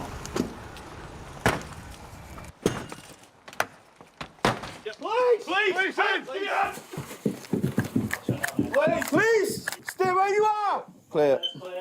Inside, they find one room full of cannabis plants. This alone enough to generate an estimated £20,000 per crop. Upstairs, there's cannabis, bagged up and ready for distribution, prepared in an elaborate drying room, and with the high electricity demand obvious. The man who was in the house is arrested on suspicion of cultivating cannabis. In the meter cupboard outside, police find another telltale sign. There's a bit of wiring behind there. Right, so you think they put it behind? So the electricity gets bypassed in order to avoid big electric bills because a substantial amount of electric is required. We've seen a lot of fires recently in premises that have been set up as cannabis farms because the electricity isn't like the way that it's set up is not safe. The risks of cannabis farms were highlighted by the death of 7-year-old Archie York, killed in an explosion caused by chemicals being used in a cannabis factory in a block of flats. Increasingly, police say they're finding cannabis farms inside rented properties, making it harder for them to track the organised crime gangs responsible. The most junior members, known as the gardeners, happy to take the rap. It's exceptionally difficult, obviously, when you get a cannabis farm and the gardeners are arrested and detained, they plead guilty at the earliest opportunity. It's a quick win for policing. But what's required is to go beyond that and start to look at who's controlling that. What we see with those cannabis farms is rival organised crime groups will actively target those. Massive amounts of money to be made in cannabis, without a shadow of a doubt, and they'll use significant violence against anybody that gets in the way. We only found out when we went into the property. I can only explain it as horrific. Even the chief executive of the British Landlords Association fell victim. Members, they are shocked. They didn't know it could happen. They are not aware of the telltale signs. They have the same regrets, what I experienced, that regular inspections, and if somebody's offering you a larger bulk rent, then you should question that. 400 cannabis farms have been detected in Greater Manchester in the last year alone. The rewards are huge, the costs low, and those living nearby unaware they face the greatest risk of all. Greg Milam, Sky News. Well, let's have a word with Greg about it now. Greg, just to pick up what you said at the end of that report there, so many people are unaware this could be going on their doorstep. They're hiding in plain sight. So is it easy to ascertain just how widespread an issue this is? Well, the police say it's a growing issue, and what was remarkable about that operation is how unremarkable it was. It was a very quiet, ordinary street in a very quiet, ordinary part of Greater Manchester. It was a semi-detached house, like many others, many millions of others around the country, and seemingly no one nearby with any idea of what was going on. And that creates two problems. First of all, it shows how widespread this is. Police say it's happening on terrace streets all over this area, probably areas all over the country. Houses with a lot of rooms, big rooms, cheap rent, are very attractive to these groups, but also the risk. If you think it's a semi-detached house, if a fire takes place, they call it abstracting, that taking electricity without paying for it, fiddling with the meter. If a fire breaks out in that house, it spreads to the next house and much further beyond, and that is a concern. They actually tracked that house down by putting a drone over the top of it and seeing the heat source. It was giving off so much heat, even during these hot, dry times we've been going through. It's a real telltale sign to the police. So it's spreading, they say, and most people completely unaware it could be happening on their street. And Greg, is there any advice from the police to people who might be suspicious of what's happening next door? Yeah, they say people should be aware. Often there are rogue estate agents, they say, who are facilitating this, providing these houses. These organised crime groups are very cellular. They have one person obtaining the property, one person sorting out the electric, and then that gardener tending to the crop inside the house. They say people living nearby should look out for telltale signs.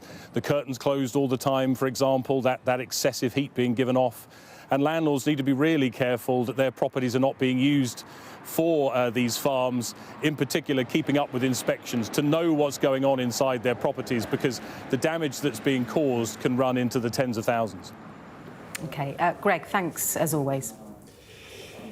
Coming up in a moment here on Breakfast, what you can expect from the latest episode of Politics at Sam and Anne. Sam and Anne will be here after the break as we wait for Keir Starmer to tell us more about that strategic defence review at 10 o'clock.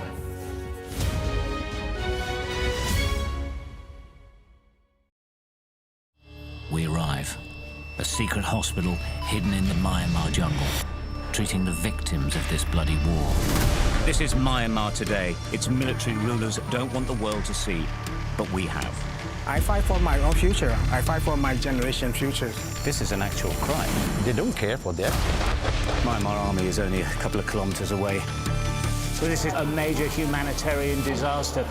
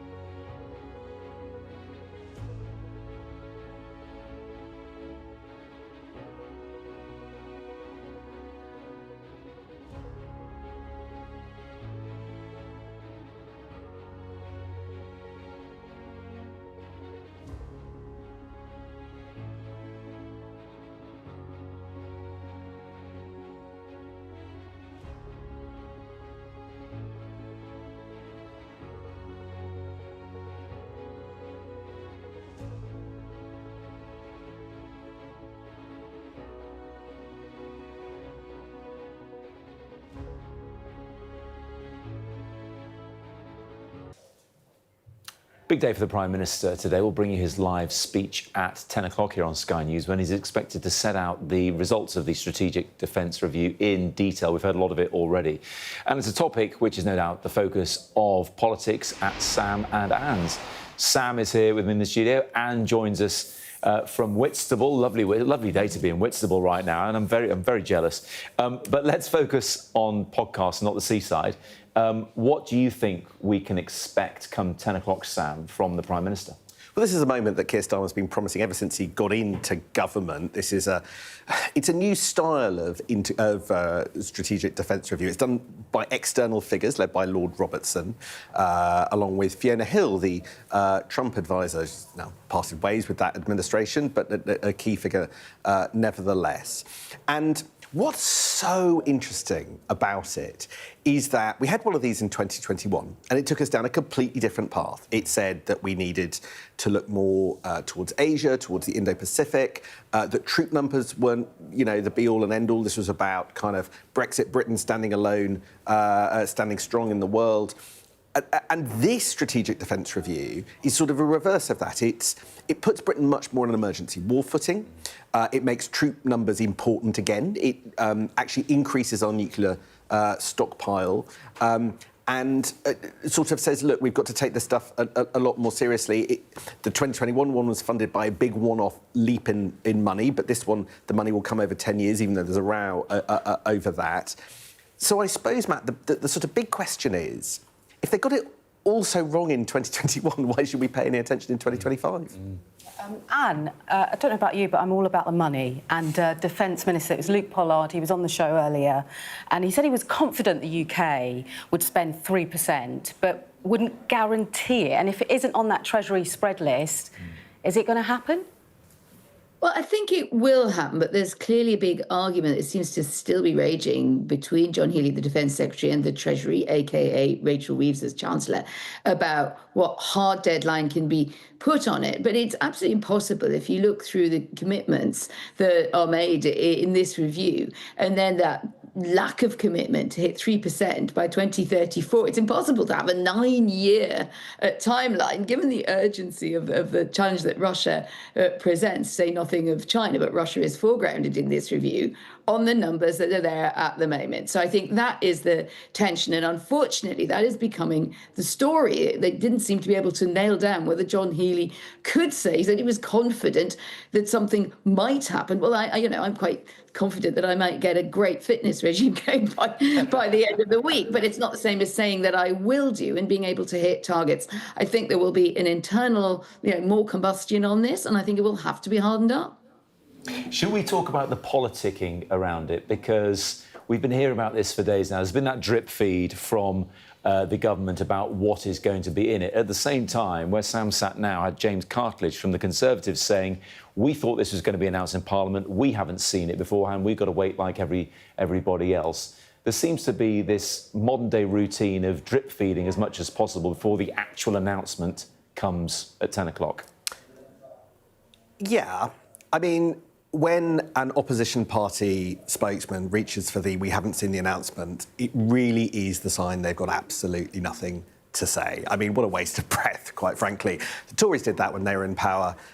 Labour are doing it now. I mean, that is the most vacuous comeback that I think I can remember hearing. Look, there are loads of sort of genuine criticisms that you could level about this.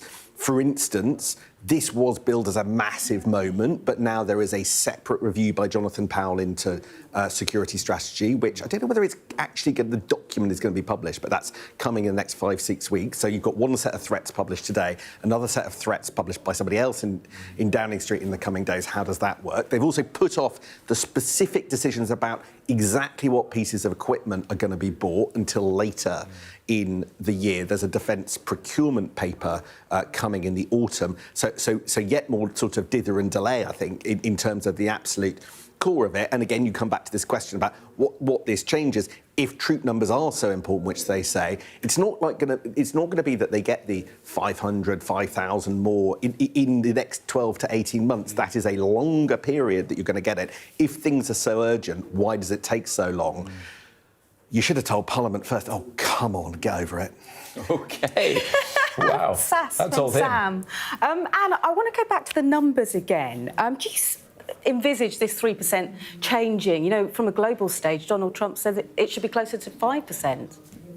I don't think Donald Trump, I don't think the administration is going to be happy with this delay as they will see it. And other, NATO too, Mark Rutte, as the head of NATO, I think you'll have had a sharp intake of breath. I think everyone understands who wants to give the UK a fair hearing that we've carried a fair amount of weight, particularly in going into that very strong position on Ukraine when others in Europe were equivocating. But we are now at the point, I hear this a lot from German sources, of the incoming government there, which has done a real splurge on its defence spending to catch up over years of lagging, that they do want to see real, as you put it, numbers from the UK. They want to see spending, they want to see commitments on troop numbers, they want to see all those things that you can only really start to do once you've nailed down the finances of the review that you've just delivered. I would say if you were going to give John Healey and the review a fair wind, and it's been put together by experts who know their stuff, that they probably hope by putting it out there, making this seem like a very urgent challenge. I mean, to put it, we talked about the politics of this. Sam was rolling his eyes about the opposition attack there from the Tories. But we are also at a point where the Lib Dems are saying you must move more and faster to raise spending on defence. So that's a bit of a pivot from the Lib Dems, but it's also an extra heat under the government that has to make the sums add up. But I mean, what I think they're worried about is just getting some broadside coming back, if not from Trump, then from J.D. Vance, who loves telling off Europeans, saying, look, when it comes to it, you guys, you're still, you're under tipping. You're really not doing what you need to be doing to keep this show on the road. Maybe John Healey doesn't mind that because I think that gives him extra weight with the Treasury, but it wouldn't look so great in the transatlantic relationship for the UK after all of that effort warming up with Donald Trump. Focus on Scotland for other reasons in the 10 o'clock hour, Sam, because the Prime Minister speaking in Glasgow and Nigel Farage, the leader of Reform UK, is speaking in Aberdeen some half an hour later as well. What can we expect from him? Well, the announcement overnight from Reform UK is that they're going to send Doge-style kind of hit squads into the councils. They won 10 councils in last month's local elections, so they're starting to sort of peel through that. What's fascinating with Reform UK at the moment is that they're having to go up a gear. They know it, and we know it. They are now actually in positions of power with mayoralties and councils around the country, and they've got to show that their rhetoric can be delivered. So I think Nigel Farage having to show exactly the path that they will take. There's a lot of policy that's going to come from Reform UK. He's in Scotland because we're a couple of weeks away from a critical by-election for the Scottish Parliament, which was thought to be an SNP Labour fight. Now Reform looking a bit competitive. So can Reform get a toehold in Scotland? Can it advance its arguments? They remain the opposition party that's sucking a lot of the heat and the light at the expense of the Conservatives. Really enjoy talking to you both. Really love the podcast. In fact, when I hear of Sam and Anne's, I often imagine this is some sort of bar where there's amazing political discourse. Now I know, Anne. It's clearly a beach bar on the East Kent coast, so we'll have to pay a visit at some point. I'm actually down here looking at Reform, just saying I'm not only on the beach, we're at a Reform-held county council now here in Kent. So you can... I know. You're really working on the sunny seaside day. Of course you are. It's great to see you both. Thank you very much indeed. OK, let's go back to that top story we were talking about earlier, the missing teenager, 19-year-old Cole Cooper, who vanished more than 3 weeks ago. Well, his brother, Connor Cooper, spoke to us a little earlier. So my brother's one of the most loving, caring people you would ever come across. He always wears his, heart on his sleeve. For the people that he loves and cares about, he really wants them to do well in life. And it just feels empty without someone there for not just myself, but the rest of our family, his friends, everything. We just feel lost not having him in our lives at the moment whilst he's been missing. But honestly, it is one of the most loving and caring boys. Funny, goofy, smart, but gullible. I put a big post up about it the other week. And honestly, that is just him as a person. He'll do anything for you. Yeah, Connor, we heard from Cole's mum and aunt last week in what undoubtedly was a difficult interview for them to do, very emotional with our colleague, who's also called Connor Gillis. How is the family right now? How are you all dealing with this, with Cole not being around? It's hell, if I'm being brutally honest, for all of us. I think it's like you're trying to take each minute, but then trying to take each second as it comes at times. 1 minute you're fine, next minute not even fine, if that makes sense, but you're coping better than what you might have done the day before, and then the next minute you're just breaking down. I know that was me last night. I was just breaking down. It's really tough on us all. Like, again, like I said, we're just trying to take each day and each minute as it comes. Like, it is hell, though I would never wish this on anyone.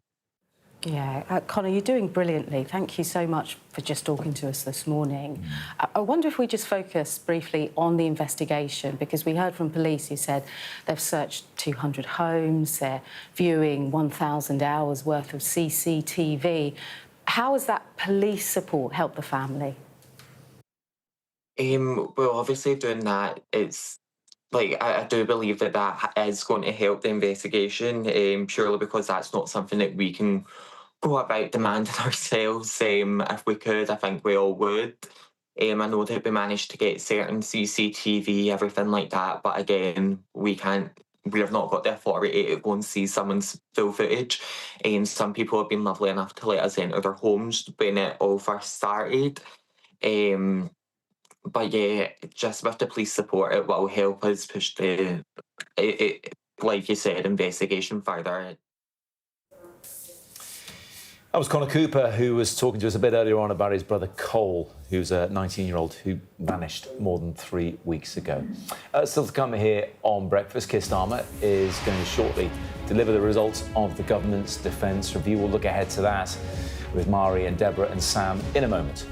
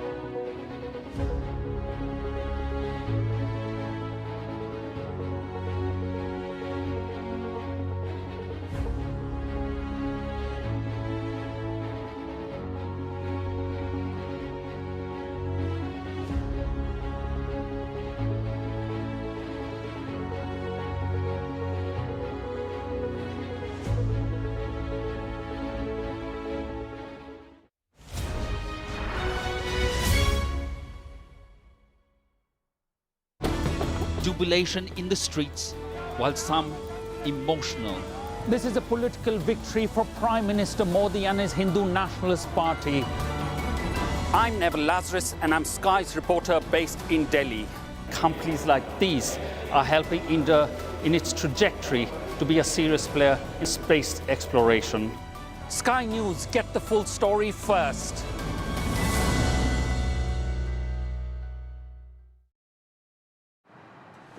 I just took a shower above the clouds. You know why? Because this is the Emirates A380.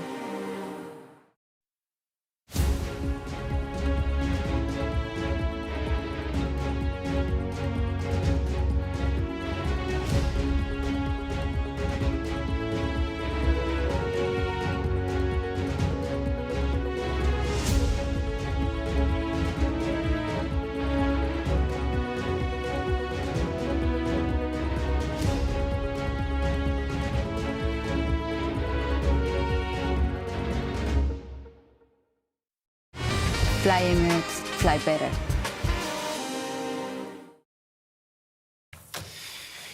All eyes on Scotland today as the Prime Minister visits Glasgow to announce the results of the long-awaited defence review. We'll hear from him in the next few moments. It'll be live here on Sky News after 10. We've got the whole gang here, the three wise correspondents to guide us through it. Deborah, Sam and Mari join Leah and me. We've been talking about this all morning, Mari, and we've also heard a lot in advance of the announcement, but it's still important. There's still going to be detail in there that and I'm using your word here, the submarine nerds like Deborah will be poring over. It's an important moment for the Labour government today. It is an important moment. I think Keir Starmer wants to gain as much credit, political capital from this moment. He wants to brand it as, you know, Labour being patriotic, Labour taking defence first and prioritising national security. He says it's all part of his plan for change and part of that vision for Britain. That's what they want to sell. The difficulty, as we've been outlining this morning, is some of the perhaps discord between some of the rhetoric versus the numbers, the figures, and what some of the defence sources have been telling the likes of Deborah, for instance, this morning. And so the difficulty, I think, for Keir Starmer is to manage to persuade everyone that this is as big of a deal as he's trying to make out. Yeah. And also, I think the other challenge for Keir Starmer this morning is to try and sell this as, you know, beneficial to the country, but also enough. There's a lot of scepticism about whether it's enough, whether it's fast enough. You know, we've been talking so much, haven't we, about, for instance, the NATO Secretary-General and how he wants everyone to be spending 3.5%, and therefore 3% in a decade is still wide off the mark. And so really, it's partly about selling that message and persuading everybody that this is really fabulous when a lot of people are saying it's not. And Sam, it will be Keir Starmer delivering this message, not John Healey. But over the weekend, you know, John Healey was saying the threat from Russia in particular is daily. What does that look like? Well, I think it's interesting because the 2021 review did not have Russia kind of elevated on its own in quite such a stark way. What the government is doing is saying we've got to take a much more sort of warlike pose when it comes to how we deal with our military, and we're going to ramp up production over the next decade. The problem, as Mari is saying, is in the detail. I'm struck by what we don't know. There are going to be areas all over the UK, factories all over the UK producing munitions. We don't know which ones and we don't know where. The decisions around exactly what bits of equipment are going to be purchased as a result of this review, well, that's been put off to the autumn when there's a procurement review. There's going to be an assessment on threats today, but there's going to be another assessment on threats by Jonathan Powell, the National Security Advisor, in the next week or in the next month or so. So all of that sort of guts today's report and leaves you wondering whether or not it is such a big shift, given that it doesn't have the same resonance that you felt it had when they launched it back last July. Certainly a lot of people will be hearing about the making of munitions and more weapons, and that's scary stuff because the threat has increased, Deborah. But when it comes to the detail of what we're expecting from the Prime Minister in a few minutes' time, what are you hoping to hear? Well, I think the fundamental thing that we're seeing right now is we're seeing politicians, people that have lived in the same country as we have for the last 4 decades, coming to terms with the reality of the changing threat. And it means you've got peacetime politicians, people that don't understand war in the way that people in Ukraine or in Gaza understand the brutality of war, having to now try to shift and talk the language of defence, which is a language that they are just not familiar with. They are familiar and comfortable with making arguments about increased health spending or economic growth or industrial strategies, but not about national defence. And this is not something that is just about a small pocket of our armed forces. Keir Starmer talks about this being an all-of-society, an all-of-nation effort. And back in the Cold War, the whole country understood the importance of defence because they had either fought in, or their parents had fought in, a world war. We are a generation now where we don't have that sensitivity and that inherent resilience. And that is something that the government, when you hear them talking, they talk the language, but the policies that back it up don't make it sound as though they understand the importance of it. Good perspective. Thank you all very much indeed. We'll be back with all the day's top stories and that speech live from Keir Starmer after the break.